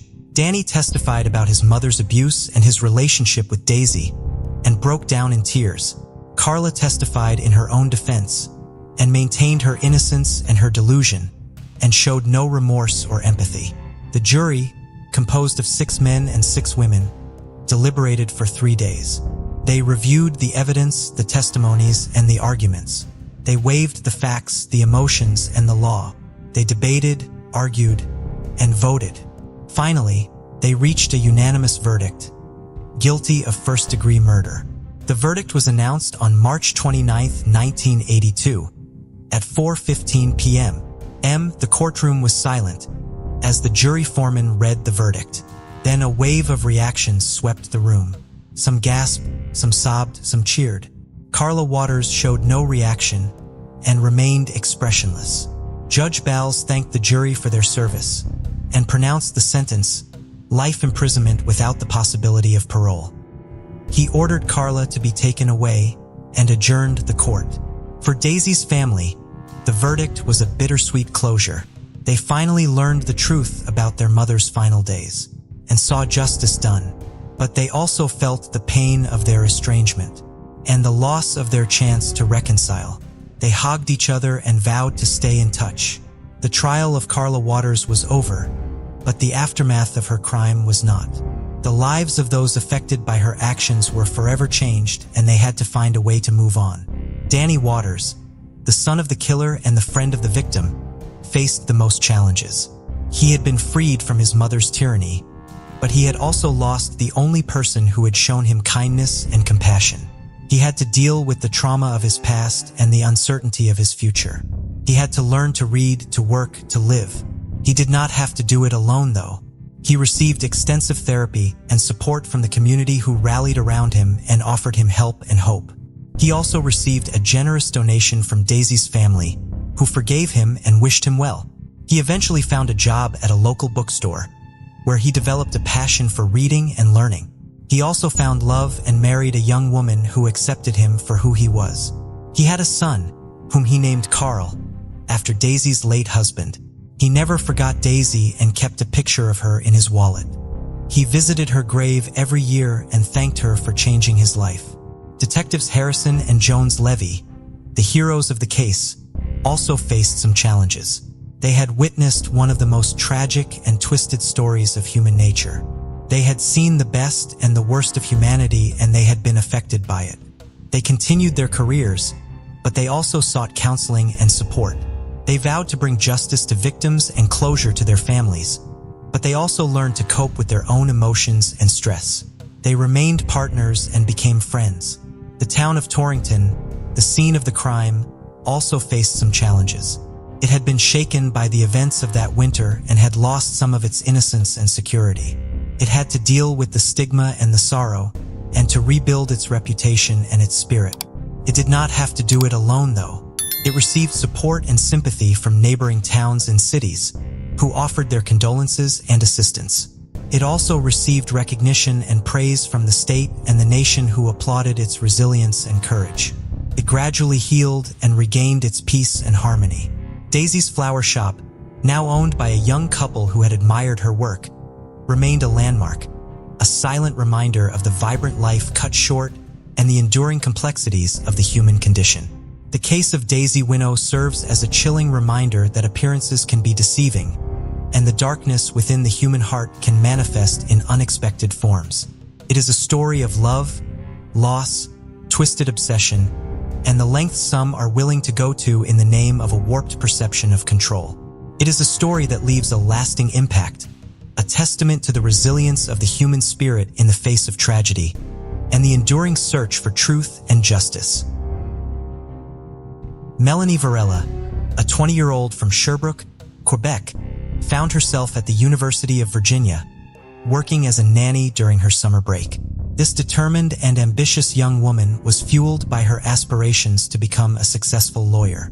Back in Canada, she had a loving family and was known for her kind and caring nature. It was the summer of 1999, and Charlottesville, Virginia, was alive with excitement as the city prepared for a concert at the University of Virginia's Scott Stadium. The event was eagerly anticipated, drawing fans from across the nation to experience the renowned musical extravaganza. Amid this vibrant atmosphere, Melanie was employed by the affluent Hartsfeld family, well-respected members of the community living in a grand mansion on the town's outskirts, surrounded by lush gardens and a white picket fence. Melanie's days were filled with caring for the Hartsfeld's child, Mei Ling, who was adopted from China. Each morning, she would rise early to prepare breakfast, assist with school assignments, and engage in various outdoor activities. Mei Ling adored Melanie, and she quickly became a cherished part of their lives. However, beneath the surface of this seemingly idyllic family, whispers of tension and secrets lingered. Rumors circulated among local gossipers, suggesting marital discord and financial troubles within the household. As weeks passed, Melanie's curiosity intensified. She couldn't shake the sense that something was wrong. Determined to uncover the truth, she began discreetly snooping around the house, searching for any clues that might illuminate the Hartsfeld's hidden struggles. Little did Melanie realize, her quest for the truth would lead her down a dark and perilous path, forever altering the course of her life. On the foreboding afternoon of June 2, 1999, the quiet town of Charlottesville was enveloped in an unsettling atmosphere. Dark clouds loomed ominously overhead, reflecting the impending tragedy that was about to unfold. As the day progressed, tension escalated within the Hartsfeld residence. The once peaceful home now held a sinister secret unbeknownst to Emily Varela, a diligent and driven 20-year-old student from Sherbrooke, Quebec, who had been working as a nanny for the affluent Hartzell family during her summer break from the University of Virginia. Little did she know that her life was about to take a tragic turn, forever altering the lives of those around her. It was in the dimly lit basement of the Hartsfield family's opulent mansion that Melanie's lifeless body was discovered. The shocking find was made by Janela Salvador, a Brazilian maid employed by the family. Startled and trembling, Janela wasted no time in alerting the authorities, her voice quivering with fear as she recounted the horrifying scene she had stumbled upon. Gossip about Melanie's untimely demise spread like wildfire through the tight-knit community of Charlottesville. As the investigation unfolded, details would emerge. The basement, once a place of storage and solace, had become a haunting crime scene. The authorities meticulously combed through the area, searching for any clues that would shed light on the events leading to Melanie's tragic demise. In this small town, where everyone seemed to know each other, the tragic death of Melanie Varela shattered the illusion of safety. The once peaceful streets now felt haunted, as the community grappled with the chilling reality that a dark secret had been lurking within their midst. On June 2, 1999, Charlottesville, Virginia, a city usually steeped in the idyllic charm of Southern history and academia, was rocked by a grisly discovery. In the basement of a stately home on the prestigious Maplewood Drive, the lifeless body of Millie Varela, a 20-year-old University of Virginia student and part-time nanny, was found. The scene was one of unmitigated horror. Varela had been savagely murdered, her throat slit in a violent act that left the community reeling. The Charlottesville Police Department, led by seasoned detectives Smith and Ramirez, descended upon the Hartsfield residence with a sense of urgency that matched the gravity of the crime. The family, prominent in local academic circles, was now at the center of a murder investigation that would grip the city for months to come. As the detectives navigated the blood-spattered basement, the evidence of a struggle was undeniable. Amidst the chaos, a picture of the victim began to emerge. Varela, known for her academic ambition and compassionate nature, had been living a double life with members of the Hartzell family. As the investigation unfolded, local media outlets like the Daily Progress and Dahlia Radio provided coverage, drawing parallels to the infamous Ramsey case that had captivated the nation just a few years prior. The community, still reeling from the shock, could hardly believe that such a crime could occur in their midst.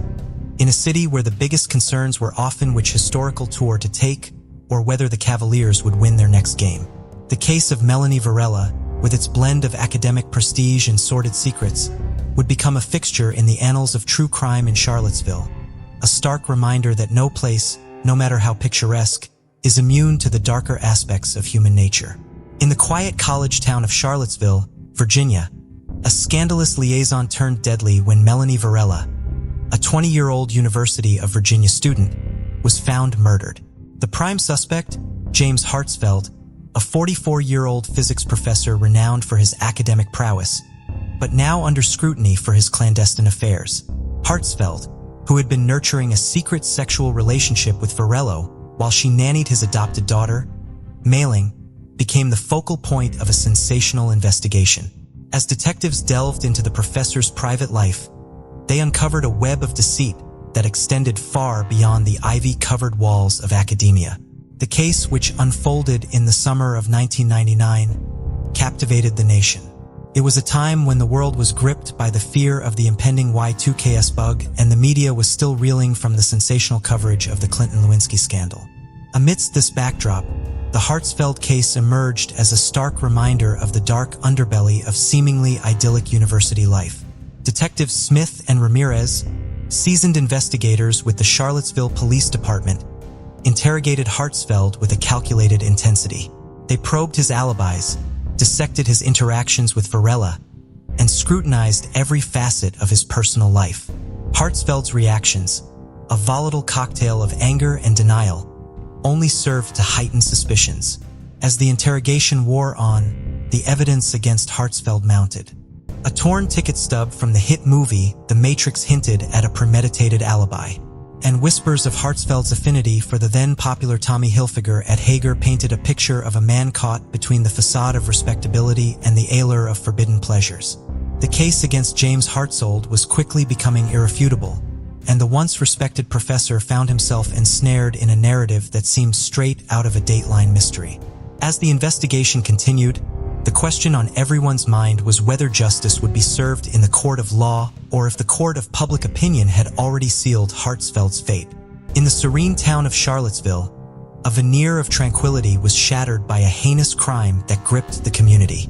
Paula Hartsfeld, a prominent figure in the literary circles of Charlottesville, Virginia, found herself entangled in a scandalous investigation following the brutal murder of Melanie Varela, a young nanny employed by the Hartsfeld family. Paula, known for her roommate literary symposiums that often featured esteemed authors and captivated Charlottesville's intellectual elite, seemed an unlikely participant in such a sordid affair.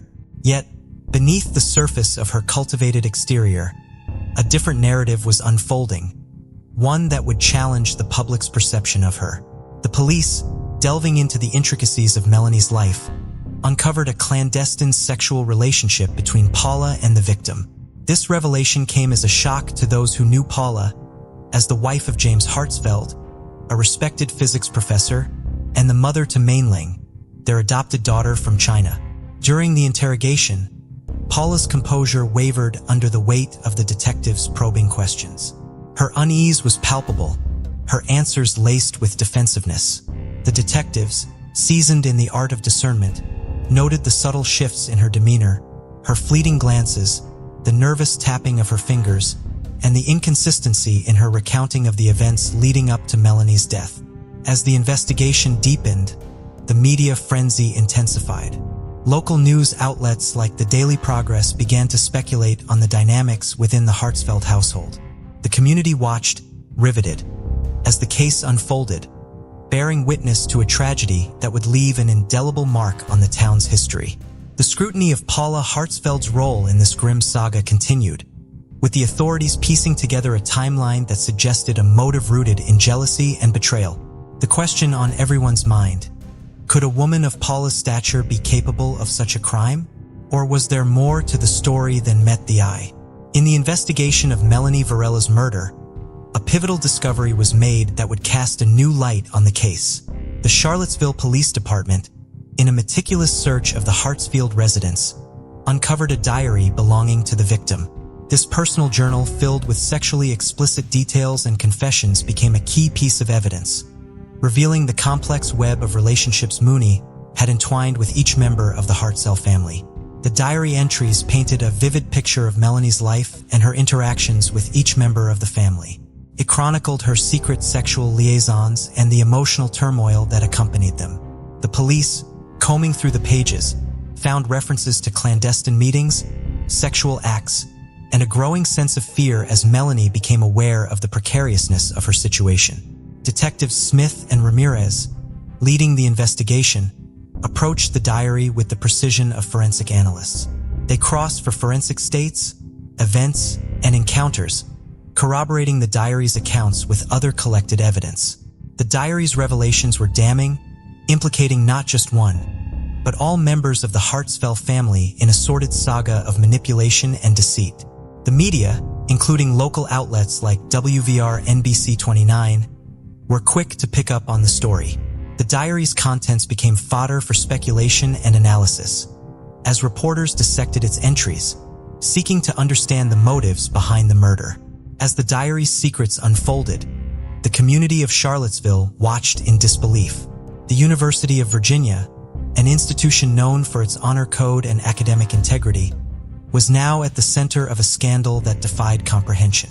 The Hartsfeld family, once respected members of the academic and literary community, were now suspects in a crime that had shattered the peace of this quiet college town. The investigation into the brutal murder of Melanie Varela took a dramatic turn as attention shifted to Kevin Hartsfeld, the 22-year-old son of James and Paula Hartsfeld. A recent graduate from the University of Virginia, Kevin's involvement with Melanie was as complex as it was secretive. Detectives Smith and Ramirez, experienced in the psychological nuances of interrogation, sat across from Kevin in the sterile room at the Charlottesville Police Department. The air was thick with tension as they began their questioning, seeking to peel back the layers of Kevin's relationship with Melanie. Kevin, his face, a canvas of conflicting emotions, oscillated between anger and palpable fear. His voice, when he spoke, betrayed the turmoil within. The detectives pressed on, their questions sharp and unyielding, cutting to the heart of the matter. They probed for details about his illicit affair with Mooney, an affair that had been kept hidden from the prying eyes of the public. The interrogation revealed a disturbing pattern of behavior. Kevin, like his parents, had been ensnared in a web of sexual deceit with Monique. The police uncovered evidence of their sexual encounters, each one meticulously documented in a perverse scorecard the family maintained. The Hartsfeld residence, once a symbol of academic achievement and cultural sophistication, was now the epicenter of a scandalous murder investigation. The family's dark secret, once confined to the pages of Melanie's diary, was now laid bare for the world to see. With each passing moment, the walls closed in on Kevin Hartsfeld. The evidence mounted and the reality of his situation became increasingly clear. The young man, who had once walked the halls of academia with pride, now faced the possibility of a life behind bars. In the quiet college town of Charlottesville, Virginia, a sinister plot unraveled within the walls of the Hartsfeld home, culminating in the tragic demise of Melanie Varela. The investigation into her murder took a dramatic turn when detectives uncovered the involvement of not one, but all three members of the Hartsfeld family. James Hartsfeld, a respected physics professor, his wife Paula, known for her literary gatherings, and their son Kevin, a recent college graduate, were all implicated in the crime. The trio had been entangled in a web of illicit sexual relationships, with Melanie each seeking to have secret sex with her in turn. Their clandestine sex was meticulously recorded in a scorecard of their sexual encounters with her, a chilling testament to the twisted sexual competition that had developed among them. The discovery of this scorecard was a pivotal moment in the case, as it exposed the lengths to which the Hartsfelds would go to maintain their facade of normalcy. Each point on the scorecard represented a sexual encounter, with Melanie reducing her to a mere object in their grotesque sex game. It was this dehumanizing treatment that ultimately led to her silence permanently. As the community of Charlottesville grappled with the shock of such a heinous act occurring in their midst, the public watched in horror as the details of the case were laid bare, from the bloodstains in the basement to the disturbing entries in Melanie's diary. The Hartsfelds' motive was clear: to protect their secret at all costs. Their fear of exposure drove them to conspire against Melanie, leading to a brutal act of violence that would end her life and shatter the tranquility of Charlottesville. As the trial approached, legal experts weighed in on the case, speculating on the outcome and the potential sentences. The Hartsfelds faced the possibility of life in prison, a stark contrast to their previous lives of prestige and privilege. The case served as a grim reminder of the darkness that can lurk behind closed doors, even in the most seemingly idyllic of settings. The police, after a meticulous investigation, pieced together the evidence that pointed unequivocally to the family's guilt in the murder of Melanie Varela. The day of reckoning came when law enforcement officials, armed with irrefutable proof, arrested James, Paula, and Kevin Hartsfeld. The scene was one of stark reality, as the family, once respected members of the community, were handcuffed and taken into custody. The surprise and resignation on their faces were palpable, a stark contrast to their previous academic and social standing. As the news of the arrest spread, local media outlets prepared to broadcast the story, drawing parallels to other infamous family crime sagas. The coverage was thorough, with journalists providing in-depth analysis of the case's impact on the small Virginia town. The victim's family, who had held on to hope from their home in Sherbrooke, Quebec, were now faced with a mix of relief and sorrow. The truth brought closure, but also a deep sense of loss for Melanie, whose aspirations and kindness were remembered by all who knew her. In the solemn halls of the Charlottesville courthouse, the trial of the Hartsfeld family unfolded like a narrative ripped from the pages of a crime thriller, capturing the rapt attention of the area, ensuring that not a single detail of the proceedings would escape the public eye.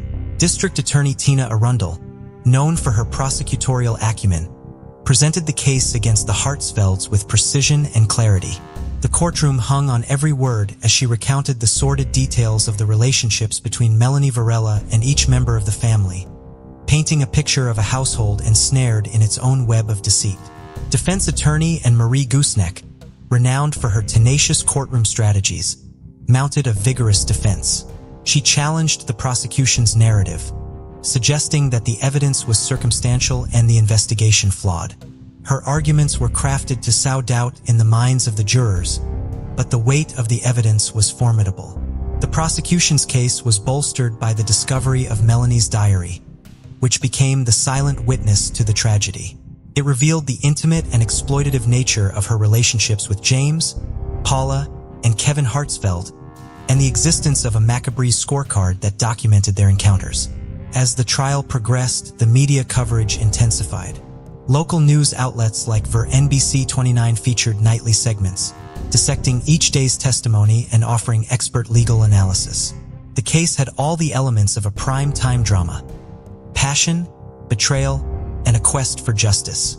The victim's family, who had traveled from Sherbrooke, Quebec, sat in dignified grief, their presence a constant reminder of the life so brutally taken. They listened intently as the prosecution spoke of Millie's aspirations and her vibrant spirit, now forever silenced. After days of testimony and deliberation, the moment of truth arrived. The jury, having weighed the evidence, found the Hartsfelds guilty on all counts. The sentence was swift and severe, reflecting the gravity of their crimes.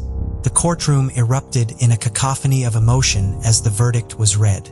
The trial's conclusion brought closure to some, but for others, questions lingered. Had justice been served? Could anything compensate for the loss of a young woman with such promise?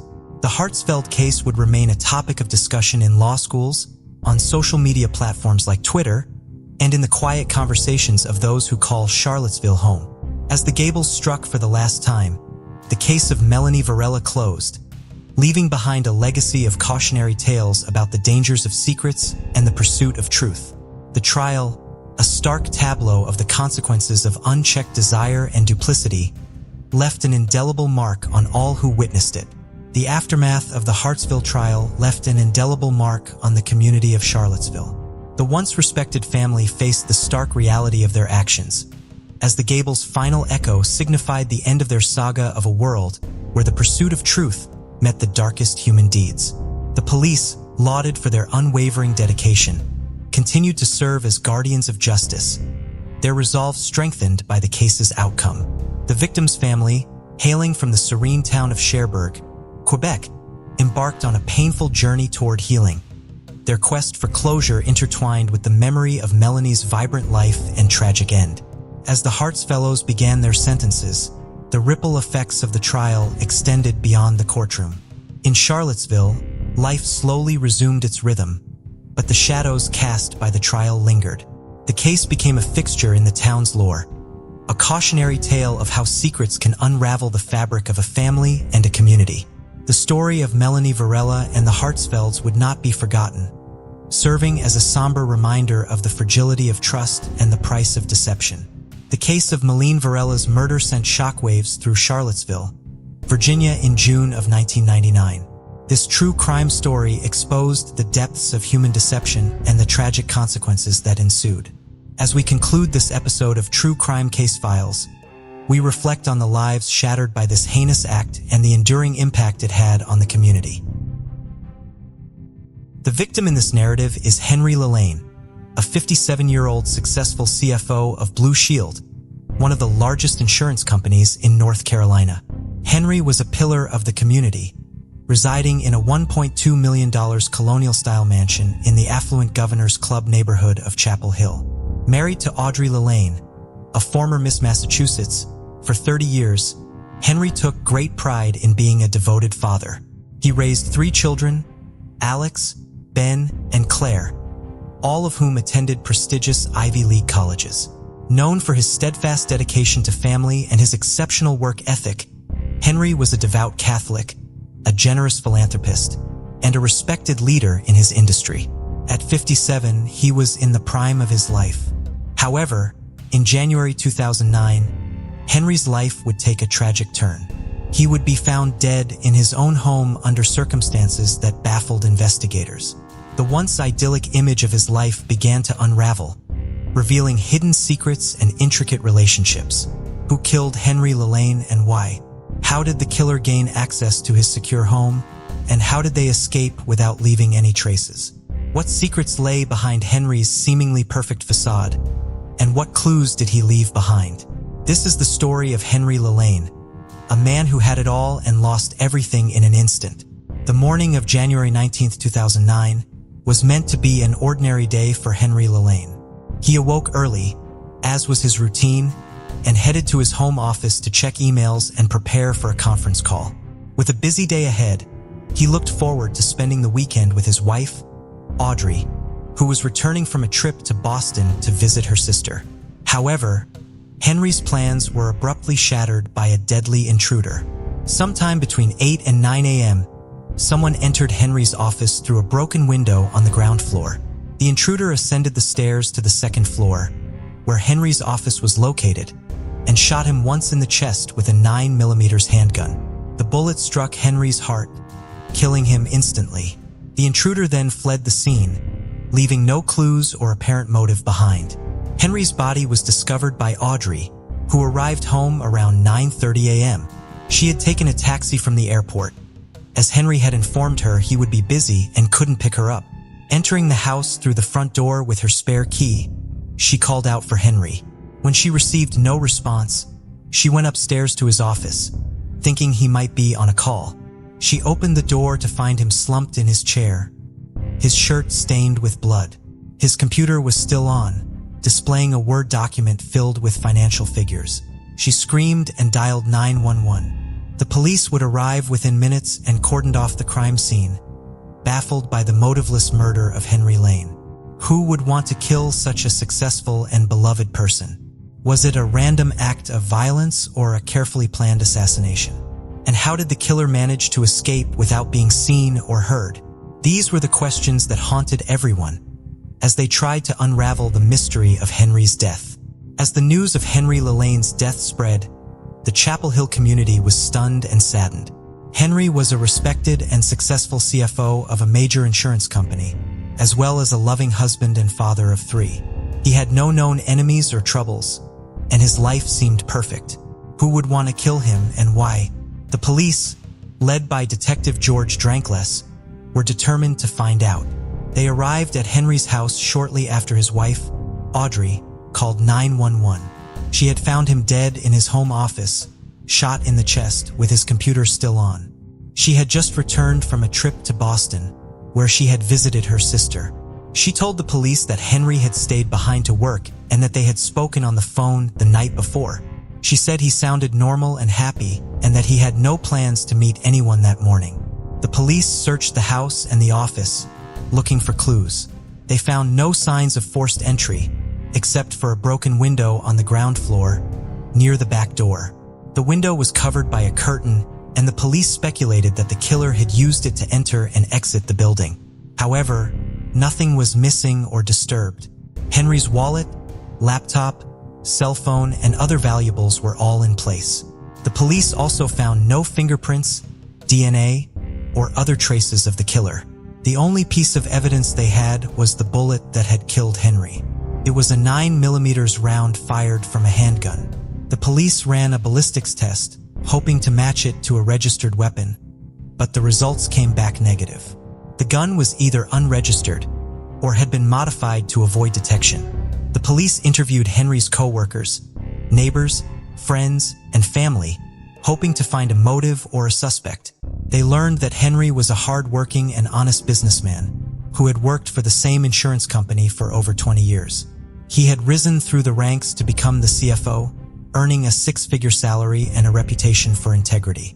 He had no conflicts or disputes with anyone at work, as far as anyone knew. He was also a devoted family man who had raised 3 children with Audrey, his wife of 30 years. All of his children had graduated from Ivy League colleges and were pursuing their own careers. Henry had a close relationship with all of them and was proud of their achievements. He also had a large circle of friends who described him as generous, kind, and fun-loving. He had no vices or secrets as far as anyone knew. He was a model citizen who had everything to live for, The police were baffled by the seemingly motiveless murder of Henry Lelaine. They had no leads, no suspects, no witnesses. Just a dead body, a bullet, and a broken window. They had a mystery that defied explanation and a case that would haunt them until it was solved. As the police searched for clues and motives in the murder of Henry Lelaine, they turned their attention to his wife, Audrey Lelaine.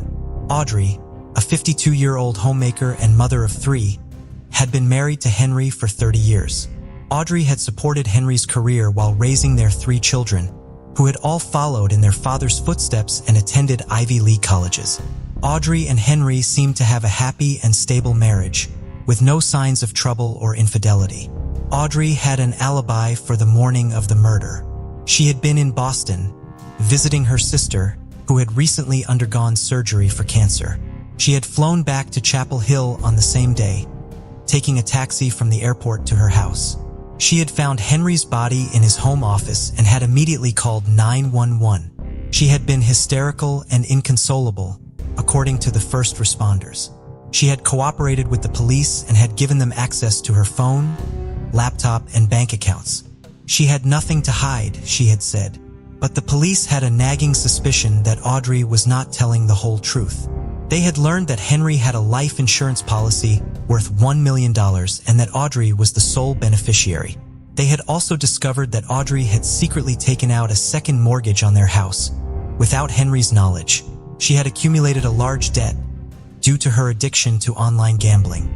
She had been playing poker and slots on various websites, such as PokerStars and Full Tilt Poker, using fake names and credit cards. She had lost $1,000 and had been unable to pay back her loans. She had been desperate for money, a way out of her financial troubles. The police confronted Audrey with their findings and asked her to take a polygraph test. Audrey agreed but failed the test miserably. She had lied about her gambling problem and her debt.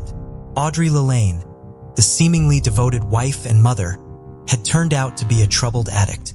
She had shocked and devastated her family, friends, and community. She can become the prime suspect in the case of Henry Lelaine's murder. The police were puzzled by the murder of Henry Lelaine, a successful and respected CFO of a large insurance company in Chapel Hill, North Carolina. They had only a dead body, a bullet, a broken window, and a mystery that seemed unsolvable. But then a breakthrough. The police discovered a hidden folder on Henry's computer, containing a trove of emails, photos, and documents. The folder revealed a shocking secret. Henry had another wife whom he had married 10 years ago and whom he had kept hidden from his first wife, Audrey. The other wife was Jill Miller Lane, a 51-year-old manager of a kindergarten in Raleigh, a city about 30 miles away from Chapel Hill. The police tracked down Jill and confronted her with their findings. Jill was shocked and devastated, not only by Henry's death, but also by his deception. She had no idea that he had another wife and family, whom he had never mentioned to her. She had believed that he was divorced and that she was his only wife. She entrusted him and loved him and had no reason to doubt him. She had no involvement in his murder, she swore. According to Jill, she had met Henry online on a dating website called Harmony, where they had both lied about their marital status. They had fallen in love and had eloped in Las Vegas. Without telling anyone, they had rented an apartment in Raleigh where they had lived together on weekends, while Henry worked in Chapel Hill during the week. Jill had 2 children from a previous marriage, whom Henry had treated as his own. He had paid for their education, their hobbies, and their vacations.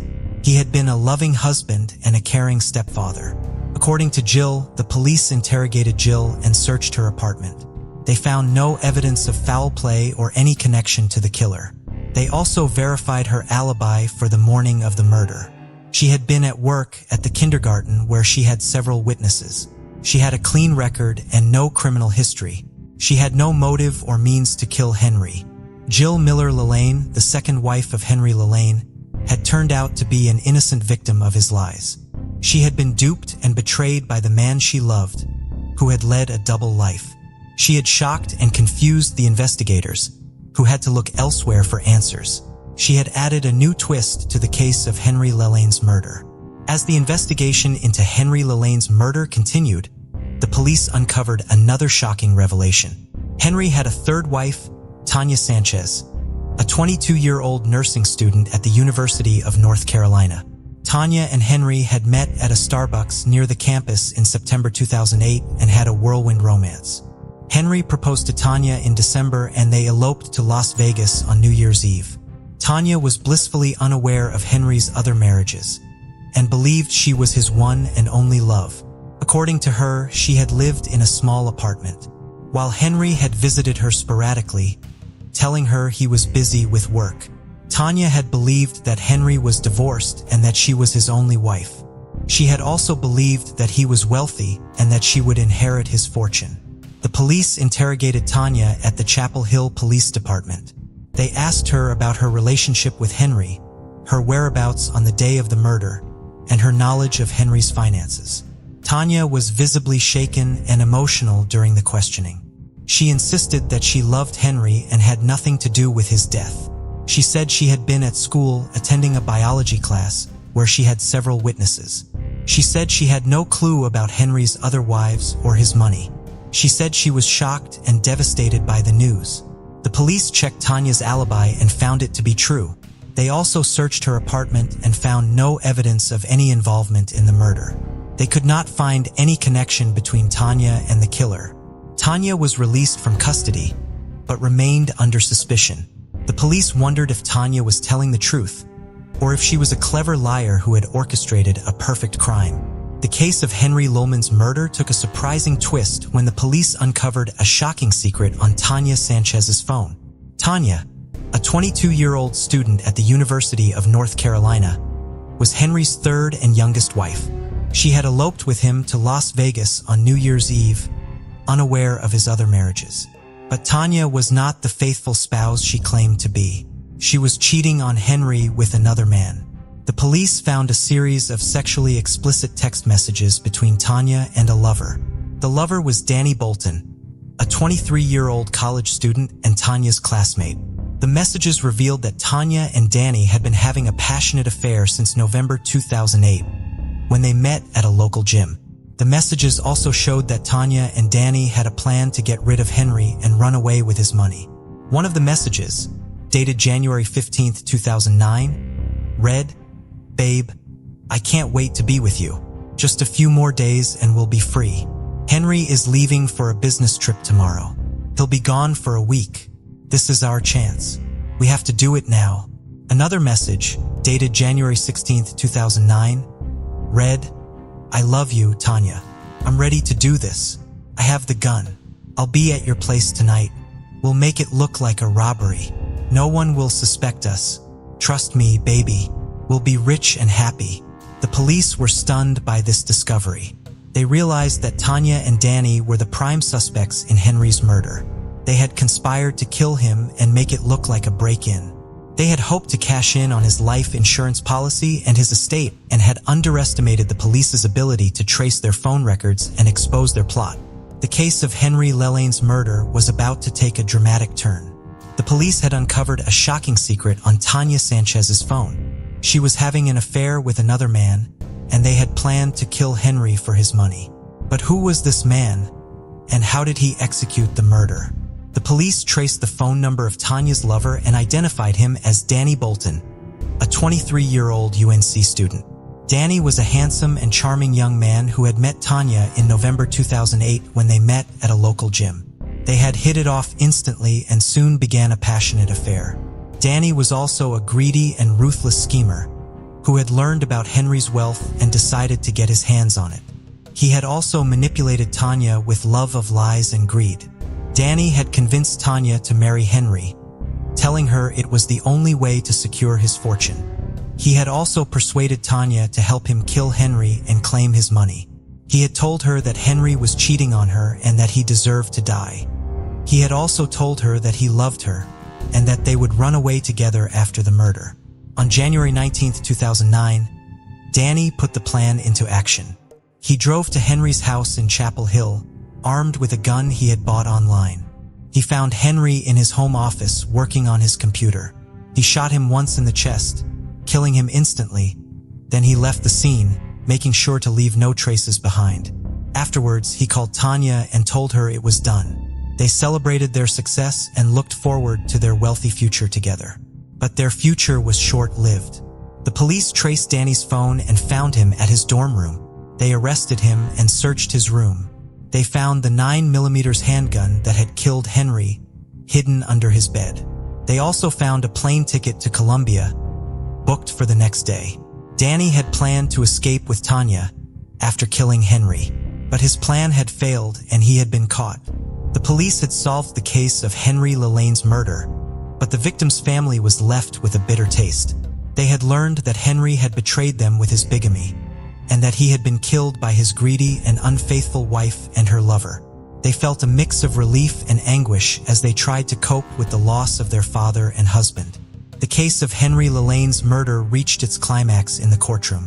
The prosecution, led by District Attorney Isabel Mears, a seasoned and respected lawyer, built a strong case against Danny Bolton, the 23-year-old human C student who had killed Henry for his money. Mears presented the evidence of Danny's affair with Tanya Sanchez, Henry's bigamous third wife, and their plan to murder him and inherit his fortune. Mears also showed the jury the sexually explicit text messages between Danny and Tanya, which revealed their motive and their method. Mears argued that Danny was a cold-blooded and greedy killer who had no remorse for his actions. The defense, represented by Stephen McPherson, a renowned and aggressive attorney, trying to cast doubt on the prosecution's case. McPherson challenged the validity of the phone records, claiming they could have been tampered with. McPherson also suggested that Tanya was the real mastermind behind the murder, and that Danny was a knave and manipulated lover who had been coerced into killing Henry. McPherson appealed to the jury's sympathy, portraying Danny as a young and impressionable man who had made a terrible mistake. The trial lasted for 2 weeks and was closely followed by the public. The victim's family attended every day of the trial, hoping for justice. They had to endure the painful details of Henry's death and the shocking revelations of his bigamy. They also had to face the accused killer, who showed no signs of remorse or guilt. The jury deliberated for 3 hours and returned with a verdict of guilty. Danny Bolton was convicted of first-degree murder and sentenced to life in prison without the possibility of parole. The judge said that Danny had committed a heinous and premeditated crime and that he deserved the maximum penalty. The victim's family felt a sense of relief and closure as they saw Danny being escorted out of the courtroom. They also felt a mix of anguish and confusion as they tried to make sense of Henry's life and death. The case of Henry Lalane's murder had a profound impact on the lives of all those involved, especially his wife and family, his mistress and accomplice, and his victim's family. Audrey Lalane, Henry's first and legal wife, who had been married to him for 30 years, tried to cope with the grief and the shock of learning about his double life. She sought comfort in her children, who had also been devastated by their father's death and deception. She also sought counseling for her gambling addiction and joined a support group for widows. She hoped to find peace and forgiveness and to move on with her life. Jill Miller, Elaine Henry's second wife, who had been married to him for 10 years, also struggled to deal with the pain and the anger of being lied to and cheated on. She focused on her children, who had lost their stepfather, whom they had loved and respected. She also focused on her work as the manager of a kindergarten in Raleigh, where she found joy and purpose in helping young children. She hoped to heal and to find love again, and to put the past behind her. Tanya Sanchez, Henry's third and youngest wife, who had been married to him for 6 months, faced the consequences of her actions and her choices. She had been an accomplice to murder and had betrayed and killed the man she had married. She had also been betrayed and used by her lover, Danny Bolton, who had manipulated her into helping to kill Henry. She returned to her home country of Colombia without a degree from UNC. She had only regret and remorse, and the knowledge that she had wasted her life. The community, which had been shocked and saddened by the murder, tried to recover and to learn from the tragedy. They realized that appearances can be deceiving, and that people can have dark and hidden sides. They also realized that greed and lust can lead to violence and death. They hoped to find wisdom and compassion, and to prevent such crimes from happening again. Thanks for diving into another mystery with us. If you enjoyed unraveling the clues and chasing the truth, don't forget to hit that subscribe button and give us a thumbs up. Your support helps us bring you more thrilling cases and deep dives into the unknown.